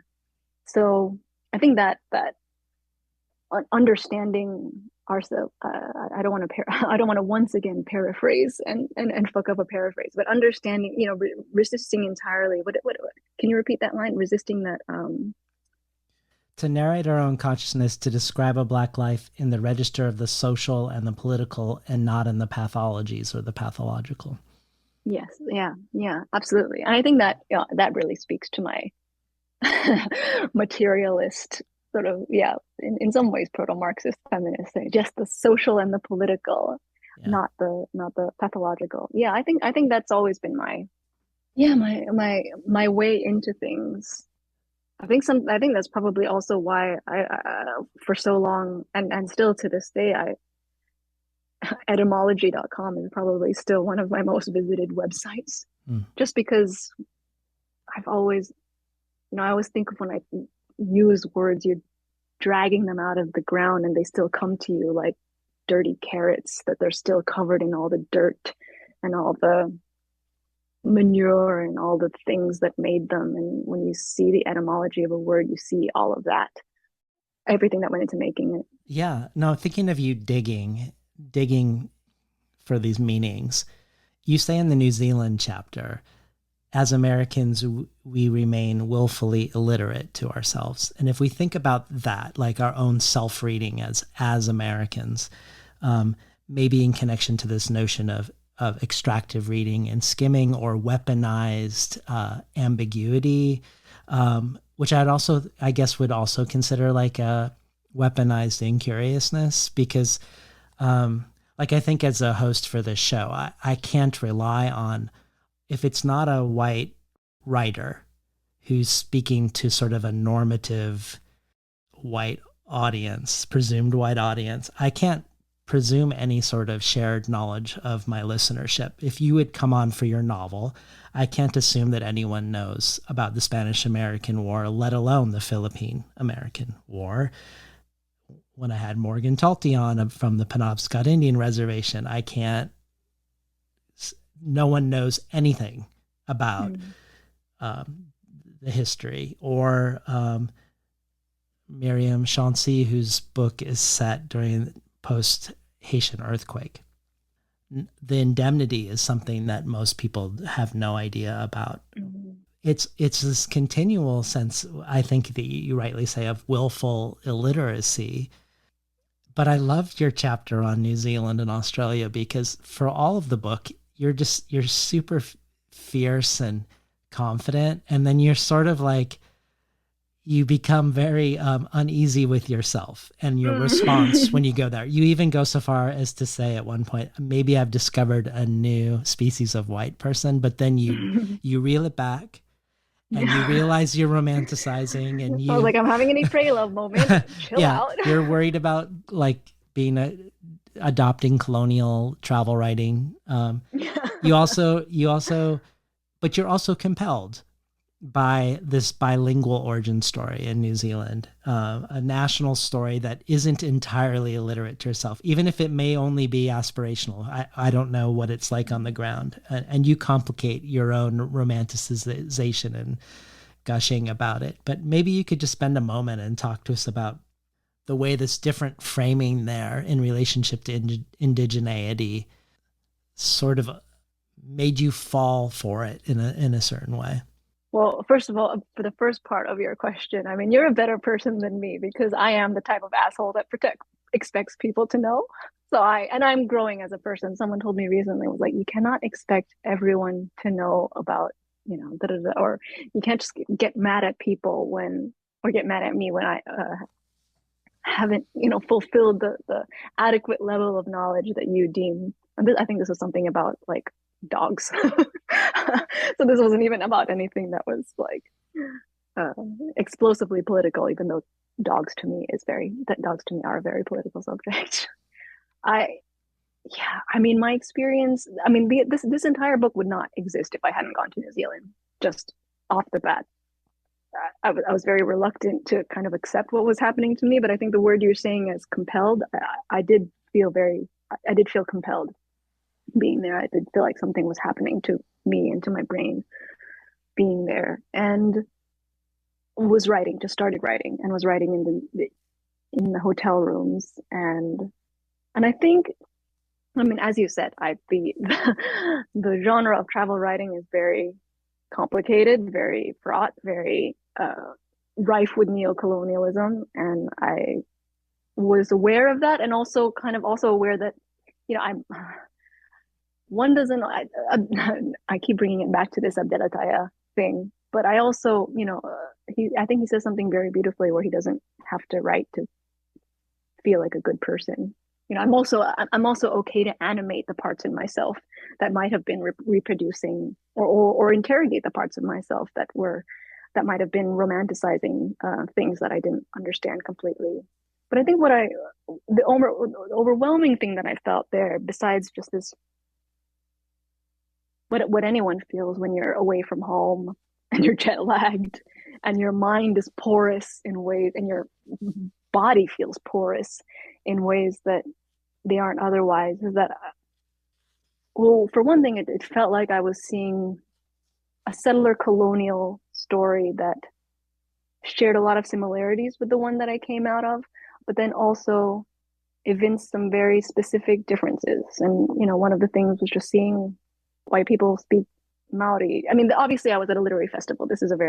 Which is a very rarefied atmosphere, and I make pains in the essay to show that I'm not romanticizing, woke white people in New Zealand as having it, as as having it all figured out. Although I will say, in terms of their ban on assault rifles after what happened in Christchurch, I do think that I think they've got some things figured out. I'm not on that level. But I was just sort of starting to think like, wow, I mean, I live and was born on Tamian land, and none of the government officials, none of the signage in my town was Tamian. Or I don't. I mean, I don't think I'm being unkind to say that I think a lot of the people that I grew up with would never have even heard of the indigenous languages of the region that we were in. And I think I was thinking about that with respect to California, but then I think it was also animating things that I felt about the Philippines, because so much of the essay is about my experience in New Zealand, but also kind of the way,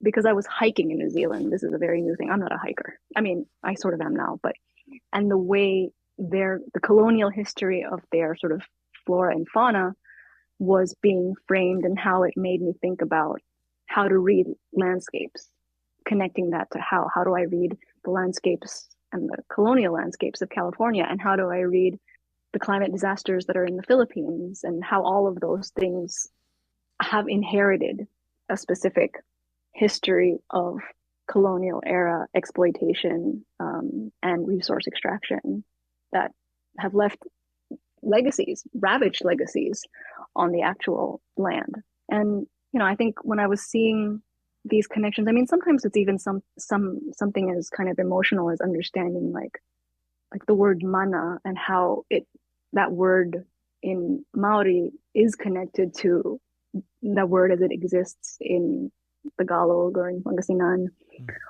And understanding that language family was once the most widespread language family in the world before the 16th century, which is to say before the colonial era, and seeing all of these kind of bouncing resonances that essentially proved that there was these echoes that were speaking to each other, or echoes that were in conversation with each other in ways that I hadn't been aware of. I think, well, I hadn't been aware of. I mean, I think sometimes you're kind of vaguely aware of it. I think a lot of because of the specific, I think ethnic positionality of, at least in the kind of Filipino community that I came out of, which did, I think, sometimes feel, and I certainly sometimes felt, a dislocation within, for example, larger Asian American identity, just because the history was often different. The ethnic stereotypes were often different.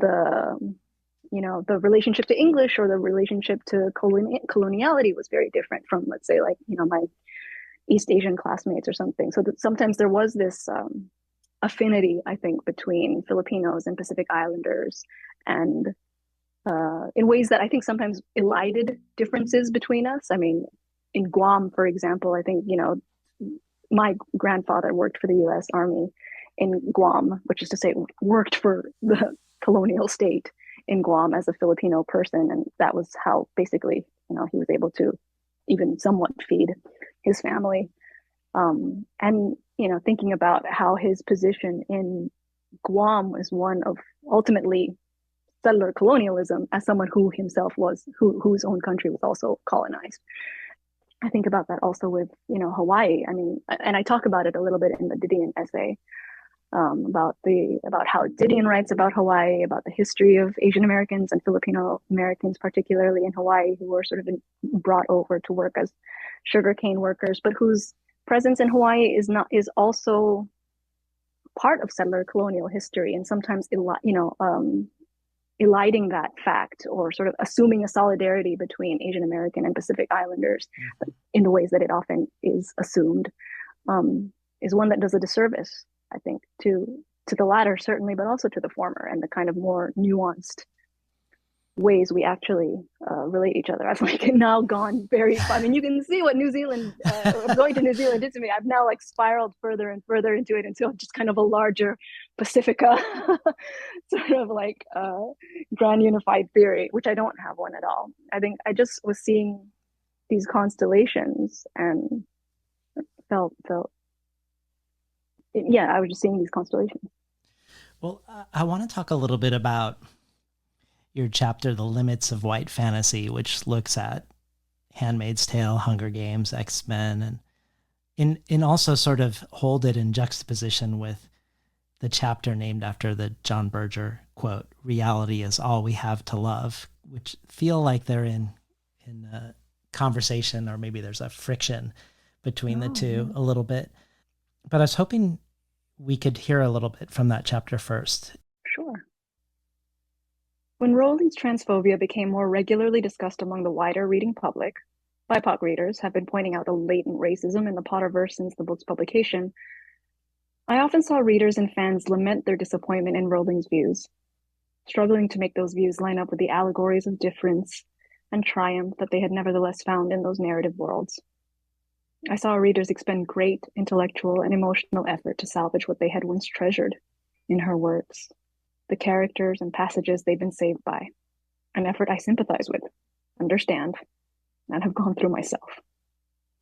I've personally never been particularly interested in separating the art from the artist, an impulse of exceedingly mild intellectual rigor, which has only ever really served the powerful and protected abusers. We never hear about separating the art from the artist when a writer of color wants her work to be read beyond the autobiographical, for example.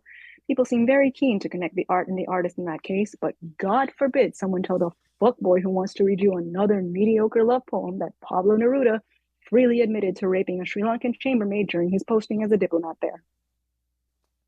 What I would point out, however, is that this very dynamic, taking stories of oppression and marginalization, stripping them of most of their racial and historical specificity, leaving just enough to add a frisson of exotic/erotic flavor, and recasting them with white bodies, is at the heart of most white fantasy, and thus is also the source of the incongruence that minority readers later struggle with, when those authors turn out to care little at all about the oppression they once so beautifully illustrated. How can a writer who wrote so convincingly about being a misfit be so indifferent to the plight of misfits in front of her? How could Marvel, home of X-Men, that supposed bastion of civil rights metaphors, be at the crux of such right-wing, misogynist, racist, homophobic fervor as Comicsgate, the reactionary harassment campaigns waged by fandoms against perceived social justice warriors, feminists, anti-racists, queer artists, and readers, out to ruin their precious comics? How could those fans miss the irony of attacking minorities while at the same time defending classic allegories of oppression devoted to narratives of resistance and community building? The truth is, these worlds may have only ever nominally been interested in oppression and difference. That shallow, cosplay-like understanding of oppression makes itself clear when authors like Rowling are taken to task for their actual opinions on marginalized people. I can no longer muster up disappointment when white authors whose works supposedly deal in equality and justice show themselves, and the reactionary readers who love them, to not be remotely interested in either equality or justice.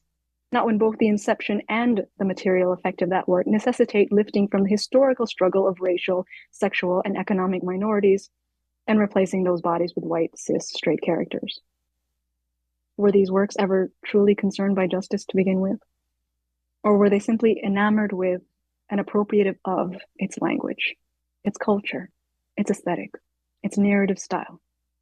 Oppression chic, equality core. Why wouldn't white anti-vaxxers adopt as a symbol of solidarity the three-fingered Hunger Games salute, first introduced by the fictional revolutionaries of Suzanne Collins' series, and then more recently adapted by pro-democracy protesters in Hong Kong? Why wouldn't white seditionists during the January 6 Capitol riots chant, as they attempted to breach the civic building in their systematic attempt at a coup, the Black Lives Matter rallying cry in memory of George Floyd, "I can't breathe"? Both of those facts lose any semblance of irony, even grotesqueness, when seen through the logic of white fantasy. For wasn't that the banal point in the end? As much as I will always love universes like those of the X-Men, I can't separate the metaphors that I've loved and have often been saved by from the realities of their circulation in the world. These were stories that deliberately hinted at solidarity without ever doing the actual work, aesthetic or otherwise, of solidarity. And I can't ignore the fact that when Marvel began to take much needed practical steps toward that solidarity, most explicitly in the company's hiring, pay structure, and storytelling, it was met with militant resistance by the mostly white, mostly male comics consumers who had always seen themselves, first and foremost, in the stories I loved. And why wouldn't they? All these years, those stories told them that it was fans like them who were the victims, the misfits, the minorities, the oppressed. Been listening to Elaine Castillo read from her essay collection, How to Read Now.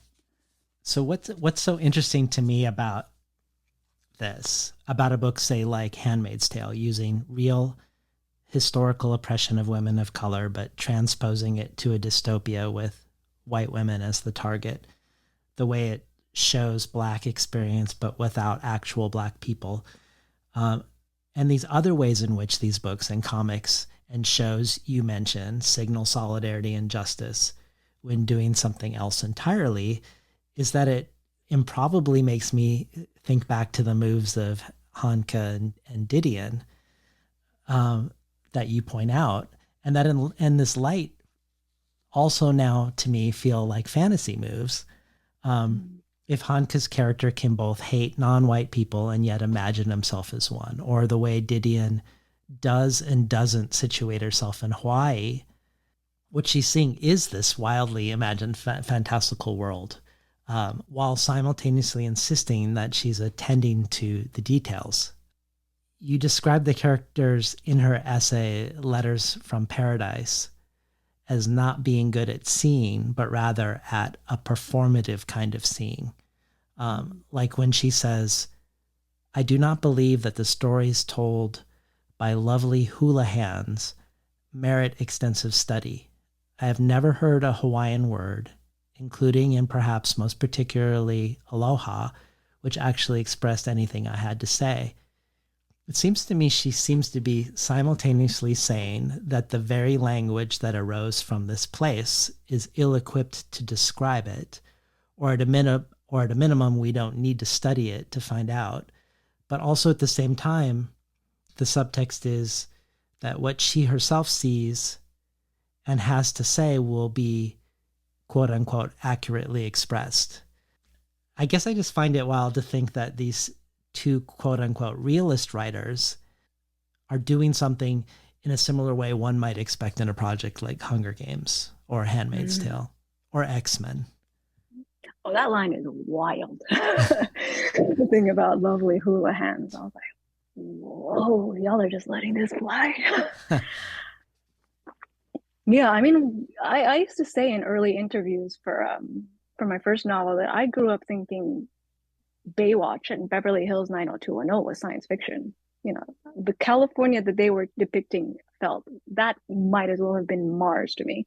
And I went to SoCal recently for the first time in years and years. I remember we were driving down the Pacific Coast Highway and I saw Malibu. I was like, oh, that exists.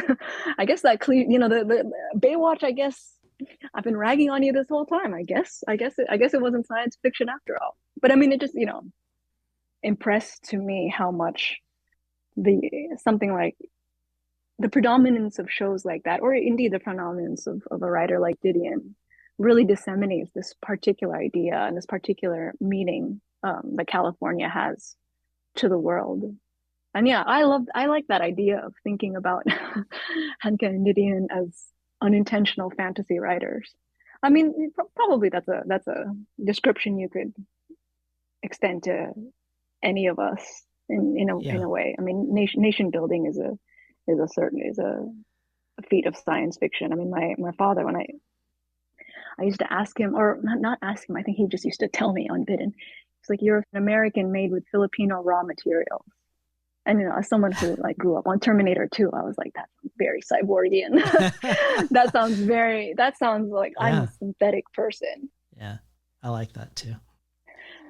Well, I feel like I could have spent all of our time together just talking about the notion of quote unquote problematic writers. And that's a term that I really do not like. But it Yeah. does feel like it's a subtext of this collection.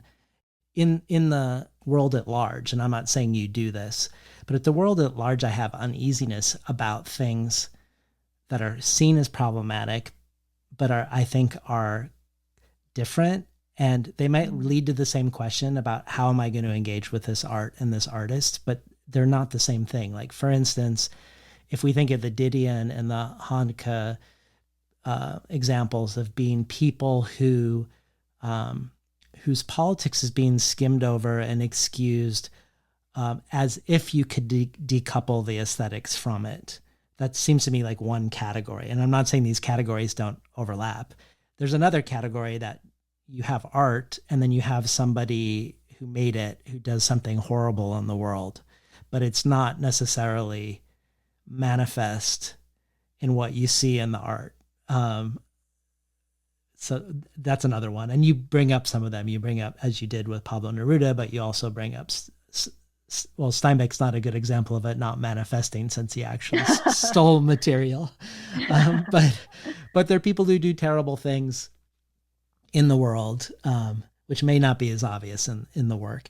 But the third category that is, I guess the one that's most interesting to me, and I don't know if you'd agree that these are separate categories, but this is the category that's most compelling to me to spend time with, but also the one that worries me that gets collapsed into the other categories, because I think this third category of so-called problematic writers describes a lot of people, and it's where there's an aspect of the work that is truly visionary, and other areas where it is limited or even regressive in the same work. When you say about Didion, this is writing as sleight of hand, as balancing act, writing as parlor trick to be pulled off, not writing as a practice of being in the world, being of the world. It made me think of, speaking of sleight of hand, it made me think of the Mexican film Roma. I think it's doing something very different than how it was received culturally. Something that involves a sleight of hand with gaze and point of view, where the indigenous maid's subjectivity is largely evacuated so that the white upper class Mexican director's childhood memories can then be told through her eyes. And it's told in a way that also largely indemnifies the family from any structural responsibility for the very real things that happen to her in this film. Let alone erasing any backstory, any meaningful connections or memories of her past or thoughts that she might have had outside the home. And there's a really great review of it in The Believer by Pablo Calvi that unpacks a lot of this. And the subtitle is Alfonso Cuarón's Roma is the unaware get out of Latin America's indigenous people and its working poor. And I don't mean to be singling out this movie. It just made me think of how there's something in the way you describe Didion and the way I experienced Roma, that if you were to pull the string on the problem with its gaze, the entire thing unravels in a certain way. There's Yeah. a politics that falls apart. I mean, obviously there are things about it that are like positive representation that were like things that had not happened before that the movie could be credited for.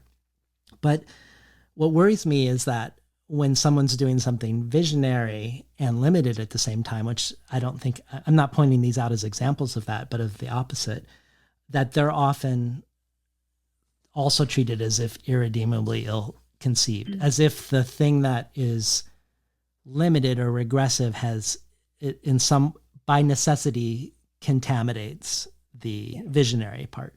Like I love the way you engage with the Wong Kar-wai films about how one of the reasons you love Happy Together the most now is because it only has men in it, and that you've realized as you've aged that his portrayal of women feels lacking in his other films that you've loved. Or how Watchmen is profoundly radical and yet falls completely short around how it portrays Vietnam in relation to the U.S. imperial project, and the way it shows Asian American characters, which feels different, for instance, to the Spike Lee Vietnam film, which to me feels more of a problematic, like something about the gays, at least for me, goes through the whole thing, despite seeing his what I would call failed gestures at a liberatory politics in it. But most movingly, I love how you both speak to the vital importance for you of Beloson's book, that it remains groundbreaking today in your mind, but also the ways he falls very short again regarding women. In your essay in The Nation, you say, as a Filipinx writer, I know well that I'm one of Beloson's many children. It's a fact I cherish with my whole heart. I also know that to be part of a family also means having to fight, and that fighting with your family is sometimes a way of fighting for them. I guess I just wanted to hear a little bit more about that. I love it. I think it feels so much outside of this dynamic of whether we're canceling somebody or not. Also, it's inviting in nuance and complexity, which I do think, I mean, there's people that are easy to cancel, but then there are people who, I'm not saying they're getting canceled, but there's a tendency to just like reduce it all down to its worst element. Yeah. David, you do not know how many fights I got into about Roma when that film was out. It felt like every single day I was fighting for my life. I was like, I need to. I felt like there were friends. I was like, you act this. I think I remember yelling to one friend about another friend. I was like, don't listen to this person. They think Roma is valid. So I mean, Viet that's Thanh Nguyen has problems with that movie too. oh my good Yeah. God. Yeah, I mean that movie. Oh yes. I mean, basically, suffice to say that everything that you said is absolutely how I feel about that film and its critical reception. And I was thinking about this is, I mean, newsflash. This is going to be another very long-winded, circuitous, spiraling answer. Surprise, surprise, from someone who is terminally long form. Uh, I was thinking about that recently when recently I've been wanting to write, and I definitely won't do it. I don't have the time to write this essay about people who write about or filmmakers non-Western, which is to say not from the West, from the American West, and specifically not American filmmakers who make movies about the American West. I was thinking about it with Nomadland, which for me is there with Nomadland is very much. I was also fighting for my life. Me too. The Mustang was another one. Power of the Dog, which I think comes off a little bit better than some of the other. The Mustang is I think French or Belgian film. It has Matthias Schoenaerts in it and also takes place in the American West, and just the ways people animate their fantasies about the West and civilization and marginality through these kinds of preconceived notions about the West and what, you know, how the West lives on in these people's in these artists' memories. But yes, very very much so about and I think in a similar vein, it's not really my interest never is really about.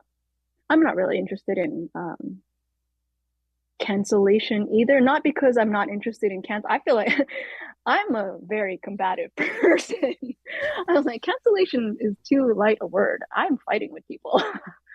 uh, so I think, when I was thinking about writing that essay, it was trying to think about, works that might be visionary in some ways. And I mean, just the way that you very definitely put it, visionary in some ways, and also in sometimes in the same breath, regressive. Someone was talking to me about this. One of my friends is going through a real Philip Roth moment, and is they're also fighting for their lives.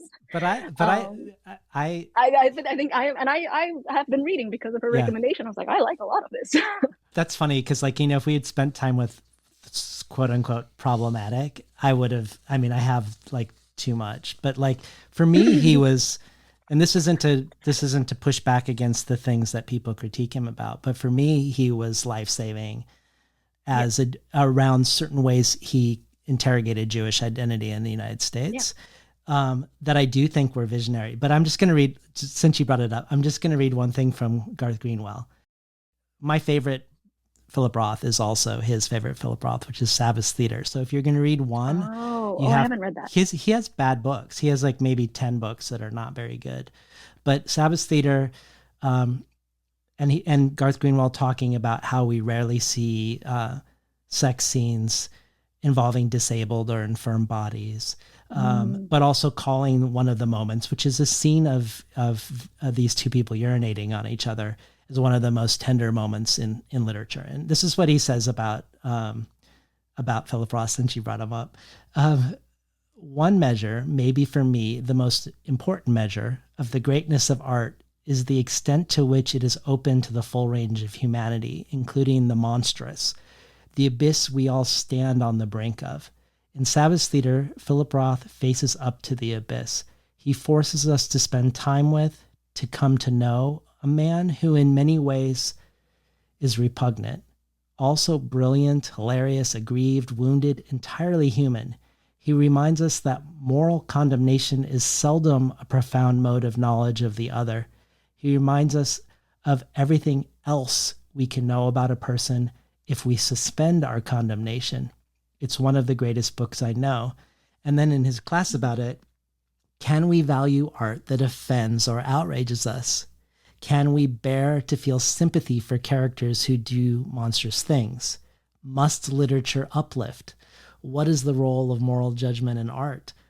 And are there good reasons to preserve art, or at least some art, as a space that resists moral judgment? That's where like there's a conservatism, even if there's a mm, progressive impulse, there's a conservatism in the absolutely. word problematic that I wonder and fear, I guess, Yeah, yeah. ultimately. No, I feel that absolutely, and I like the categories that you've set out. I think I mean certainly they do overlap, but I think those are useful categories for thinking about the degrees to which we allow ourselves to surrender to art or refuse to surrender to art or can't help but surrender. I think and the last category is the stuff that personally we can't help but surrender to.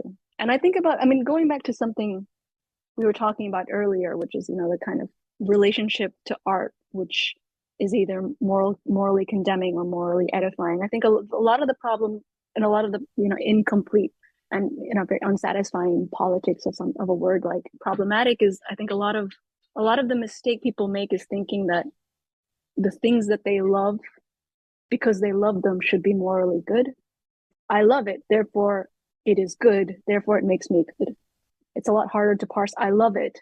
It's monstrous. I mean, to use Garth Greenwell's phrasing, it's uncomfortable. It's uneasy. It's asking me to look into the abyss, and that's saying something about me. Yeah. And I think that's. I mean, I say that it's harder to parse, but at the same time, that is what art does to us. That is what art does to us. It doesn't hold up the Snow White mirror that says you're the fairest of them all. That's Right. not. I Yeah, mean, for as sure. kids, we know that the person who does that is the villain. So Right. I don't know how we can forget that as adults. I mean, I think about it. I remember in my first novel, there's a scene where I have a young child level this slur at one of the child main characters, and it's a slur that was leveled to me. It's an anti-indigenous slur. I mean, basically, it's Igorota, which is Igorot is a particular indigenous group from which I likely descend, considering where my family is from. But the way it's deployed, certainly the way it was deployed in my community growing up, it was a way of, it was a slur. It was a way of pejoratively talking about someone who is dark skinned or savage or something. And then I remember someone who does have active links and does identify as Igorot and coming up and being like, I really hated that you used that slur. I felt really like, what is the word that she used? Yeah, I was just shocked to see it. And I think the feeling that I felt about it was that as an author, I myself know that's a slur. That's not a slur that I'm using, but I'm depicting a particular community. Mm-hmm. And it's not commensurate to that community, one, to not talk about the fact that colorist slurs, anti-indigenous slurs, anti-black slurs were being freely used within that community, but also, it would also be a disservice both to that community and to the art to then put in this like authorial note, but she knew that was a slur in this kind of like extra diegetic like narrative way, which would only serve ultimately to absolve me, so that all you readers know I'm using this slur, but I'm using it. I'm like a woke person. I'm conscious. Like, so this is the character, not me. And I can hold myself above it. And I think one of the things about the art that sometimes feels the riskiest to us, the most visceral to us, is art where we feel that the artist has not held herself above the world that they're building for us. That I am implicated in those slurs, that I'm implicated as someone who's been the subject of them. Yeah. And, maybe as someone who's grown up in the education of them. So then they thought about other people, if you're growing up in the logic in that type of like, ultimately, racist colonial caste system logic. When I think about the books that matter to me, I never think of them in the context of things like it was morally edifying, or it made me a better person, or it was not problematic. When people talk about books or art that means something, the language we use is visceral. That saved my life. Yeah. This wrecked me. This destroyed me. We're talking, the ways that books can dissolve us, which is not that dissimilar to how life dissolves us.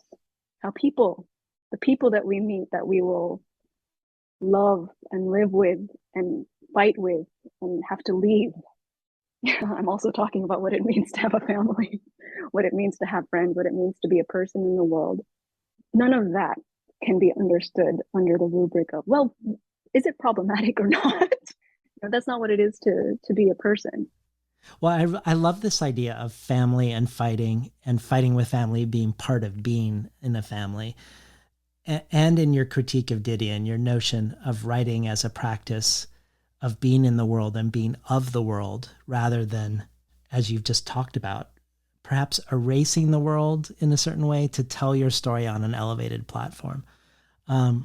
It reminds me of the last conversation I had with Cristina Rivera Garza, who has this notion of disappropriation, of writing practices that don't hide their debts to others, that emphasize the material conditions of production that allowed the writing to exist in the first place, that disappropriate materials essentially to, in her words, return all writing to its plural origins.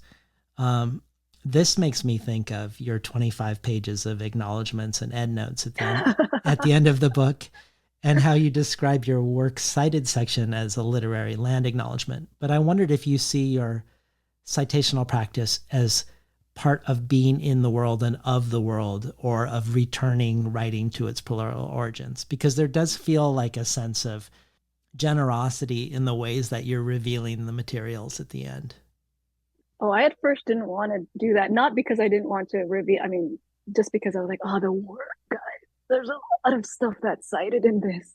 And I just was like, I'm going to have to go through it. And then my editor was like, but you could do it in this playful way. You could, it could be in your voice, and I wouldn't really edit it. And then I was like, oh, basically she was like, just go ham. And then I could go full nerd and do like long digressions on Spencer, and it's just kind of like a weird director's commentary of a book, and that was fun, and it is also, I think, I mean, as you said, even when we were talking about etymology and things like that, I am always interested in the all of the earth that gets dragged up. Books can be a very, especially when they're sort of circulating in a market as a commodity and have a beautiful cover and exist like a jewel in a bookshop, they can seem like these sort of discrete objects that kind of just sort of appear sui generis, and then you read them, and I love that idea about the material production that goes into the work. I mean, I also think this when I my acknowledgments are always very, very long. I feel like I always thank anybody that I met at the during the time of making a book. You'll probably be named within the acknowledgments, just because I think that way. I have a complicated relationship to indebtedness, debt, and inheritance, which I think is probably clear from the essays. I think in the essays I'm more generous about the power of, not the power, but of how indebtedness lives in me, and trying to contrast it to the kind of received ideas we feel, especially in American or in Western literary discourse, which is about like artistic freedom, which I'm trying to oppose to things like artistic inheritance or indebtedness. Wouldn't it be more interesting, rather than to think of ourselves as artists that are completely free to do anything and have no limits, to instead think of ourselves as also people who are, to think of all the places where we are delimited, where we are contextualized, where all the dirt around us, around the carrot of us, the root vegetable of us, hasn't yet been washed off to sell, to make a beautiful, beautiful jewel of a thing.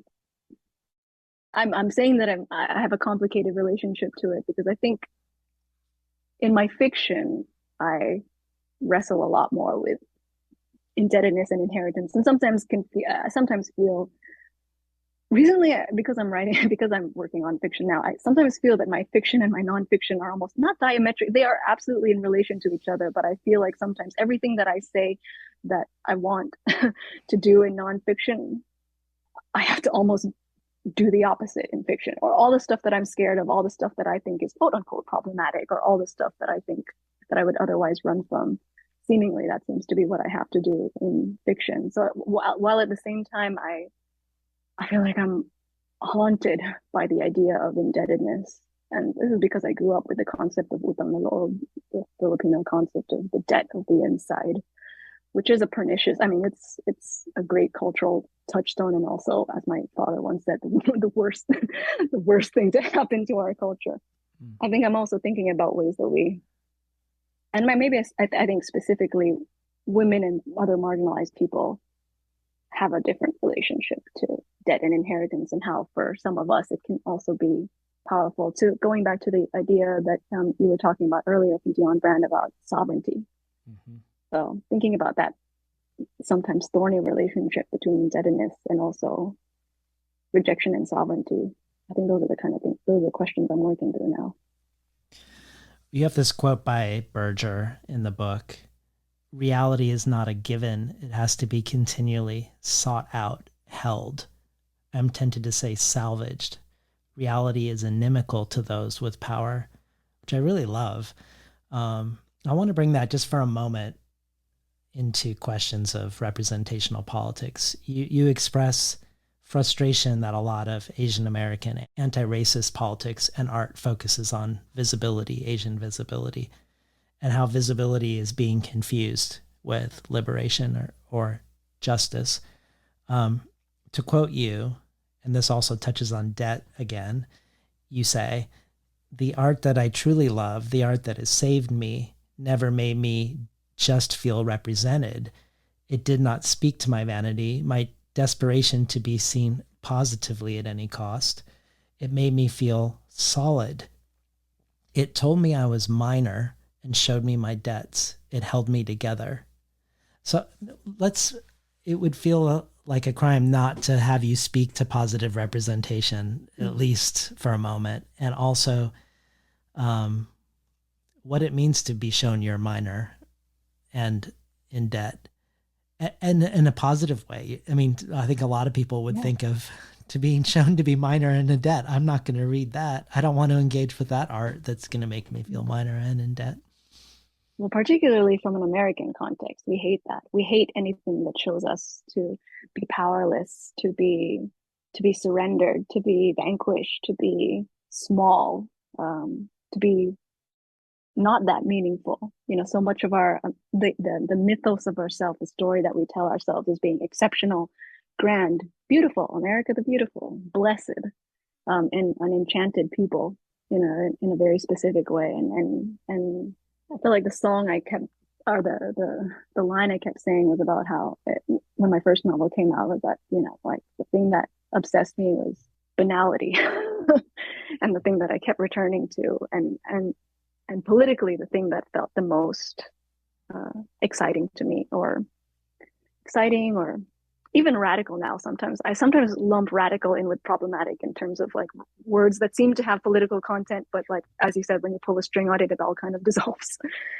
um yeah, positive representation. I mean, you know, much like I was fighting for my life about Roma, I feel like I am in several group chats fighting for my life about positive representation and its discontents.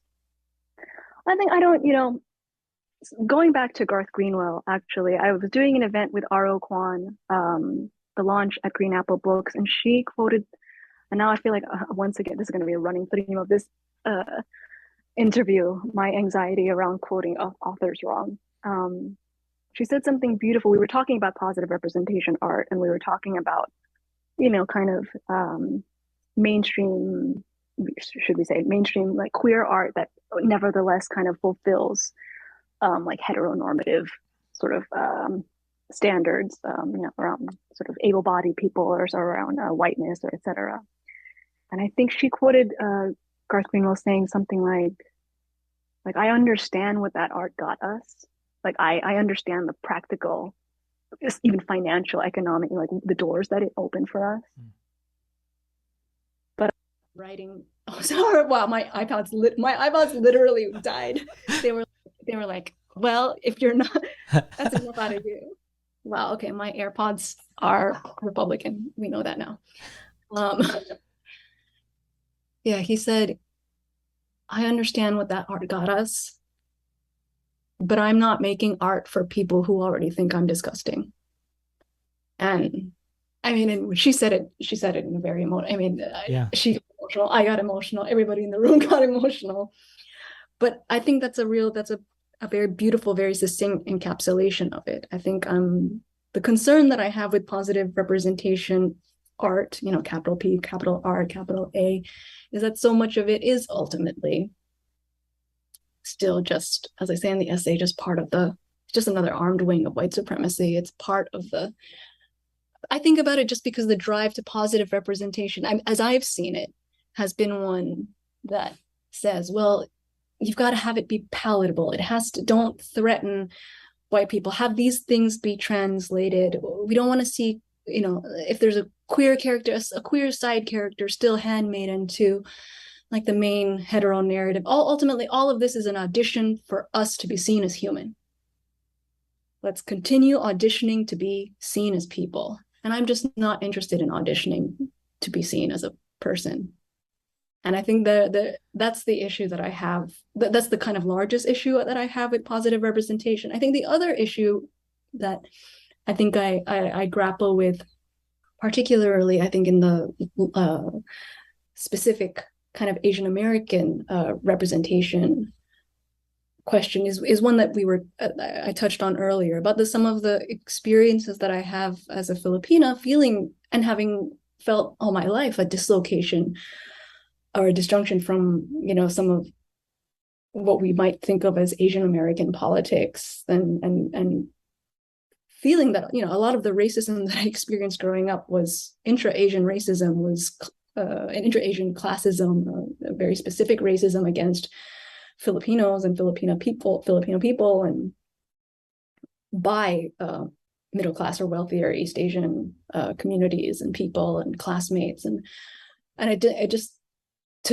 to have all of those experiences and then be expected to like cheerlead art that celebrated ultimately like my oppressors felt that's a I mean that feels as strange to me as being asked to like co-sign Hanka or Didion in the way I don't see a difference, except that I'm because of the kind of umbrella of solidarity I'm expected to essentially to confer legitimacy or to fall in line as it is. And I think about that when there's supposedly like AAPI Heritage Month, like here are all the AAPI writers or books you should read, and there's no Pacific Islanders on the list. Okay, yeah. How explain to me how that's AAPI? I think that's been an ongoing conversation, and I think it's not easily resolved just because of the vast economic differences, the vast like historical positioning, the memories. I mean, like, I grew up watching Japanese anime, and my grandpa, who, as I said, worked for the US Army, held very anti-Japanese views because of his experience essentially being tortured by Japanese soldiers. My father's brother was in the Bataan Death March. So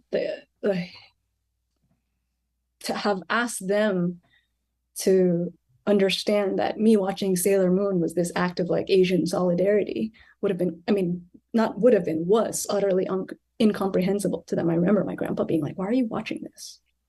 In ways that we might now like tell a young kid of color who was watching like racist art, like, why are you watching this? So those are the ways that my ease or feelings about positive representation are complicated. I mean, the other side of it is that the art's just bad, fam. It's often it's just not. I mean, when you, as I say in the essay, like when art is made to represent people positively, you feel it. Yeah, you do. Well, I mean, when I said earlier that I wish we could have talked the whole time about problematic writers, which I think I could have, and I think we could have talked. The other thing that I wish we could have done this whole time is geek out on films, because I'm a film nerd, and many of my favorite directors are from Asia, though the ones I'm most passionate about are different ones than the ones you focus on here. But for a last question, I do want to at least touch on your chapter, autobiography on Asian film. Especially since we've been talking this whole time about reading and seeing, we can't not talk about one thread of this chapter, which is the way some of these directors create scenes where the viewer is not seeing everything, but not in the way of Didion and Hanka, not a willful not seeing as a sleight of hand, but not showing as a form of privacy, and also showing love as sometimes a way of creating a safe space for someone else to be free and alone by themselves. In one film, you dissect how the director shows someone covering their face to sob, and that he is showing us a private grief, showing by not showing, essentially. So we don't see, but we see, or we imagine into the seeing as much as we can, which somehow I also connect to the way you don't translate or explain non-English languages in your novel, for instance. But either way, I guess talk to us for a moment about this different mode of not showing, qualitatively different than the not showing we've been discussing, because it's not a weaponized not showing, for one, which reminds me of Glissant's notion of the right to opacity. But I want to hear what you are bringing into this, because it feels important to art making to me. Yeah, well, first of all, I want to know, what are the directors? Well, I would say probably number one is Lee Chang-dong. Oh, yeah. I think all of his films are amazing. But Poetry, that movie, I think is mind-blowing. I haven't seen that. I'm going to write And that Secret down. Sunshine. Yes, yeah. That's great. But Poetry is my favorite. Ryusuke Hamaguchi Oh, yeah. Not just Drive My Car, the movie that got overlooked the same year, Wheel of Fortune and Fantasy, but even more, his 5-hour film, Happy Hour. Oh, Amazing. okay, hold on. Picking my life because I do like very, I Happy mean, Hour is incredible. I mean, the one movie that is close to my heart, I like a lot of the films that you engage with. I don't want to say like I'm a Wong Kar-wai fan, and but the one movie that you do talk a lot about that is very close to my heart is The Assassin. oh my gosh. So good. Oh, it's so good. Yeah. Oh, I can't, sometimes my partner knows it's that kind of day if I'm just playing that song, the one with the bagpipes, and just like blasting it in my earphones and crying. It's like, okay, Yeah. it's that kind of day. I should also add Apachatpong Pachapang Versatul's Restako, oh yeah. Oh. I don't know if I said it right, but his latest film. Memoria, I haven't seen that with Tilda Swinton. So good. Is it? Oh, I haven't seen. I think the latest film I saw of him was Uncle Boonmi, Hmm. who his past lives. I haven't. Yeah. I think that was the last film I saw of his. The new one recreates cinematic language. Like Oh, it's a first in I think a new form of cinema. Actually, like if you get it, it's never going to be on computer. So if you get a chance to see it, you have to see it. oh God. Oh, this is okay. This is my nightmare. Okay, I will. I'm gonna have to find a way to You'll see get it. it. You can go online and find out where it is, and Okay. it'll show up in each town for just a day or a week, and it only plays in one theater at a time. Gosh, that's incredible. So do Yes, see it. that Syndromes in a Century. I remember that I almost wrote about Syndromes in a Century because that movie also really fucked me up. But yes, The Assassin fucked me up. I watched that. I watched that at the VFI. I think it was in London, and I just was like, oh, I love Hu Sao Shen. I'm gonna watch it, and I was absolutely. I mean, we're talking about the visceral language we use. I was wrecked in the theater, and it's funny to use this kind of like deliberately sort of visceral kind of punchy language for a movie that, especially in the kind of critical reviews of it, is so meditative, is so slow in some ways, It is is. so careful, and is also a movie that just in the way it's framing how the human characters are situated in the frame, how he deals with natural beauty in a way that's not fetishistic, how he puts people in the world in a way that feels very true to what it feels like to being in the world, which is to say to feel small and beholden and helpless. Yeah, that movie fucked me up. and, but that scene that you're talking about, and that is the scene that fucked me up. The scene where Shuchi is she's hearing something very emotional, but she herself, I mean, this is another all of the characters that I like. This is also I'm now realizing the the relation between this character and Anne Elliot. Every character I love is some like highly repressed person who then has to have a capital E emotion and basically upends their own life because of it. And she covers her face, and all you see is Chuchi's sort of body and kind of, not her face, her head, her shoulders shaking as she weeps. And I just remember thinking that I hadn't seen something like that before. I hadn't seen private grief depicted that way before, depicted so banally. Because also like the entire scene, I mean, diegetic, he maintains a lot of diegetic sound throughout the movie. So you're also in the kind of, it also just reminds you of sometimes how awkward it is if you're in a room crying and you're the only one crying and there's still like ambient noise around you, and the feeling is this momentous thing is happening to me and the world is just going on around me. He's so attentive to what that sounds like and what that feels like. But I think, going back to the things that we were talking about with ambiguity, I think this is really one of this scene and some of the other scenes that I talk about in that essay are exactly as you say, are scenes that ask us into undetermined or indefinite places, but that aren't ultimately ambiguous. They're not weaponizing their own opacity to avoid telling us something. In fact, they're showing us a specific opacity to remind us about the parts of our lives that are sometimes illegible even to ourselves, the parts of ourselves that are sometimes illegible or unreachable to others, or even more than that, the parts of ourselves that are legible, that are comprehensible, but in ways that almost go beyond the visual or the linguistic, which is to say, sometimes we just feel something. We're with another person and we feel it. And it's not because they said it. And it's not even because they were sobbing in front of me and therefore I understood. I think that the thing that I'm really talking about is intimacy. The shock of intimacy and how it comes in unexpected ways, which is also the realm of art. The scenes that haunt us later on, the scenes that we watch in our lives and then haunt us forever.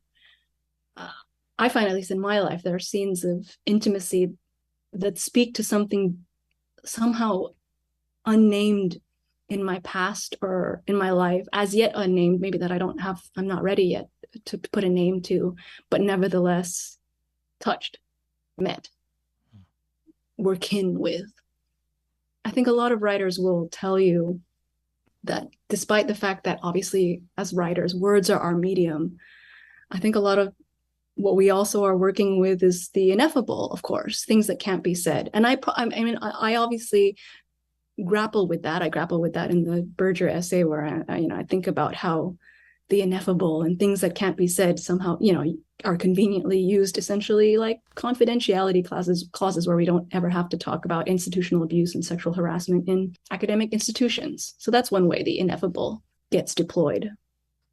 The fact that it can be weaponized doesn't take away from the truth of it, the truth that there are parts of our lives that are ineffable, that there are parts of our writing. I would say, certainly for me, I think a large part of my writing is writing into places that I don't feel I have the words for. What was that thing that Trinity Minha sometimes said maybe she said it in assemblage, or she said something like, I'm not writing about, I'm writing around. And she might not have said writing, she might have said I'm filming, because she's obviously a theorist, but also a documentary filmmaker. So just as, the medium of writers is as much words as things that can't be put into words, I think for the cinema, it's the same. It's things that can be seen, but also fundamentally the things that evade our senses, that evade our vision, that somehow come to our knowledge through ways that feel. I think that's why a lot of people thought like the cinema was going back to the idea of magic trick. They thought it was sorcery. Well, in lieu of us having a deep conversation about empathy, which you do in this book, and which comes up a lot on the show, with Natalie Diaz, with Solmaz Sharif, originally with Leslie Jameson along many, many years ago. But some of the funniest parts of the book are also in your empathy section. I think a lot of your snark comes out here. So I'm just going to read a couple lines in lieu of that conversation we could have had. The concept of instrumentalizing fiction or art as a kind of ethical protein shake, such that reading more and more diversely will somehow build the muscles in us that will help us see other people as human, makes a kind of superficial sense and produces a superficial effect. Or, if marginalized stories serve primarily to educate, console, and productively scold a comfortable white readership, then those stories will have failed their readers, and those readers will have failed those stories. I don't know any writer who, if asked what they wanted their work to do in the world, would reply, make better white people, which is just incredible. And it feels fitting that you end the book, as we've already touched on, with the Cyclops, with this question of who is the pirate, who is the shepherd, and this notion of seeing and the pirate who is our hero, putting out the eye of the guy who's minding his own business with his sheep. But I was hoping we could end with a final reading from the empathy chapter. There is perhaps no word more beloved, nor more boring, in the American lexicon than freedom. Here in the land of the free, where freedom rings over freedom fries. Most of us already know that the fantasy of American freedom has always been just that, the stuff of fantasy. A fever dream of lone pioneer individualism built on the back of slave labor and the theft of indigenous land. A photoshopped image of ruggedly independent, usually male interiority a la Henry David Thoreau, subsidized by the mother who does the laundry and brings the sandwiches, like a 19th century Instagram boyfriend. I'm far more interested in inheritance, in not being a person or a nation sui generis, not some manifest destiny American settler colonial who, in the noxious words of equally noxious Rick Santorum, thinks we created a blank slate, we birthed a nation from nothing. Understanding who we are from the perspective of inheritance, not freedom or exceptionalism, means knowing ourselves as fundamentally made possible by and fundamentally reliant upon other people, both living and dead. Some we may know intimately, and some we may never know. The kind of art, and the kind of artist, that would refuse entirely this reliance and inheritance is the kind of art and artist that is afraid to know the ways in which its making, its freedoms, its universality, its predominance is made possible by webs of connections, violences, erasures, and enclosures. This artist doesn't want to know how it is made possible because it wants to neither be made nor possible. It wants to just be. Unquestioned. Singular. This artist doesn't want to be marked because it thinks of being marked as something beneath itself, something for capital O others. This is why white people in an audience get very uncomfortable when you repeatedly call them white, as I have found to my bemusement. It wants to remind everyone of its uniqueness. It doesn't want to be reminded of its debts. But what if our artistic practices were founded not on the presumption of artistic freedom, certainly at least not the individualistic, late capitalist brand of American freedom? What if we as artists didn't fight tooth and nail to safeguard the freedom to do whatever we wanted in our art? In fact, what if we didn't come to art to practice the trite choreography of that freedom at all? What if art was the space not for us to enjoy our freedom, but for us to encounter our bondages and our bondedness? That in our art making and our art consumption, we paid attention not just to the things that made us feel free, expansive, containing multitudes, but to the things that remind us we are not just free, but delimited. The things that make us feel our smallness, our ordinariness, our contingency, our vulnerability and reliance. The things that make us feel not neutral, but named, actually known by the world, so that we might be truly in it and of it. Many of us already come to our art that way, and always have, never having tasted the sugared privilege of that neutral freedom in the first place, having always been already marked, delimited, named, othered. Perhaps it seems strange to suggest that taking a communal, structural, relatively dispassionate, even, view of racism and white supremacy and its effects in our reading and intellectual culture would actually be a greater act of intimacy than the incomplete empathy we traffic in today. But what could be more intimate as a civic person than finally fully seeing oneself not as one sole free actor in the world, such that it would be enough to achieve justice by simply not being overtly racist, or by being satisfied with paternalistic overtures of charitable feeling, or by thinking that one's defense of a fascist could be apolitical as long as it focused only on his art, or by hoping that one's patently obvious exploitation of free speech to protect oneself from legitimate critique by marginalized voices would go unremarked. But instead, to know oneself as one small, flawed part of a whole. To know that the contours of our lives are drawn by each other, that the history that made us is the history that makes us, that we are implicated in the full sense of the word, implicated like perpetrators, witnesses, and inheritors of a great crime, the other word for which might be our history, and implicated. like pages bookmarked by someone who wanted to remember what was written there. We are folded inseparably into each other. Because none of this work is meant to be done alone. Reparatively critical reading is not meant to be work performed solely by readers and writers of color. But the logic of empathy would have us believe so. It would have us believe that other people tell stories, which are there to make us feel things, the line between the two neatly delineated. The logic of empathy says, I feel your pain. But the logic of inheritance knows this transaction has always been corrupt at its core.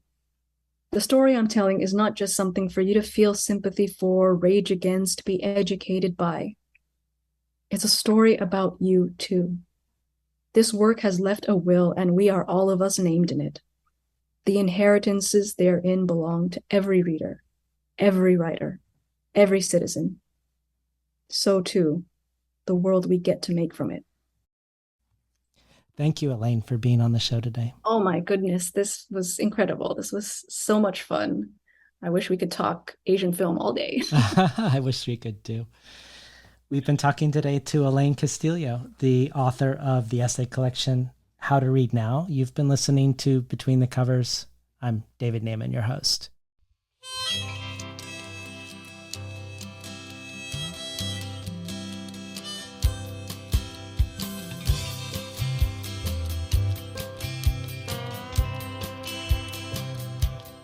Today's program was recorded at the volunteer-powered, non-commercial, listener-sponsored, full-strength makeshift home office of me, David Naiman. If you enjoyed today's conversation, consider transforming yourself from a listener to a listener supporter. Join our brainstorm of future guests. Receive the supplementary resources with each conversation, and choose from a wide variety of other potential enticements. Whether becoming an early reader for Tin House, receiving 12 books over the course of a year, months before they're available to the general public, to any number of gifts and collectibles from past guests, out-of-print chapbooks by Ursula K. Le Guin, personalized handmade Korean wrapping cloth from Mary Kim Arnold, to a bundle of books selected by me and sent to you, to bonus audio from everyone from Arthur Z. to Forrest Gander to Jory Graham, from Ted Chiang to Victoria Chang. Or maybe you just simply find these conversations substantive, meaningful, even life-affirming. You can find out more at patreon.com/betweenthecovers. Or if you prefer a one-time donation, you can do so by PayPal at tinhouse.com/support. We'd like to thank the Tin House team, Elizabeth DeMeo and Elisa Ogie in the book division, Alice, Evelyn Yang in the art department, Becky Kramer and Jay Nichelle in publicity, and Lance Cleland, the director of the summer and winter Tin House Writers Workshops. And finally, I'd like to thank Imre Lodbrog and Barbara Browning for creating the outro. Their album, Imre Lodbrog, A Sapatita Me, can be found on iTunes, and Barbara Browning's trove of ukulele covers can be found at soundcloud.com/Barbara Browning.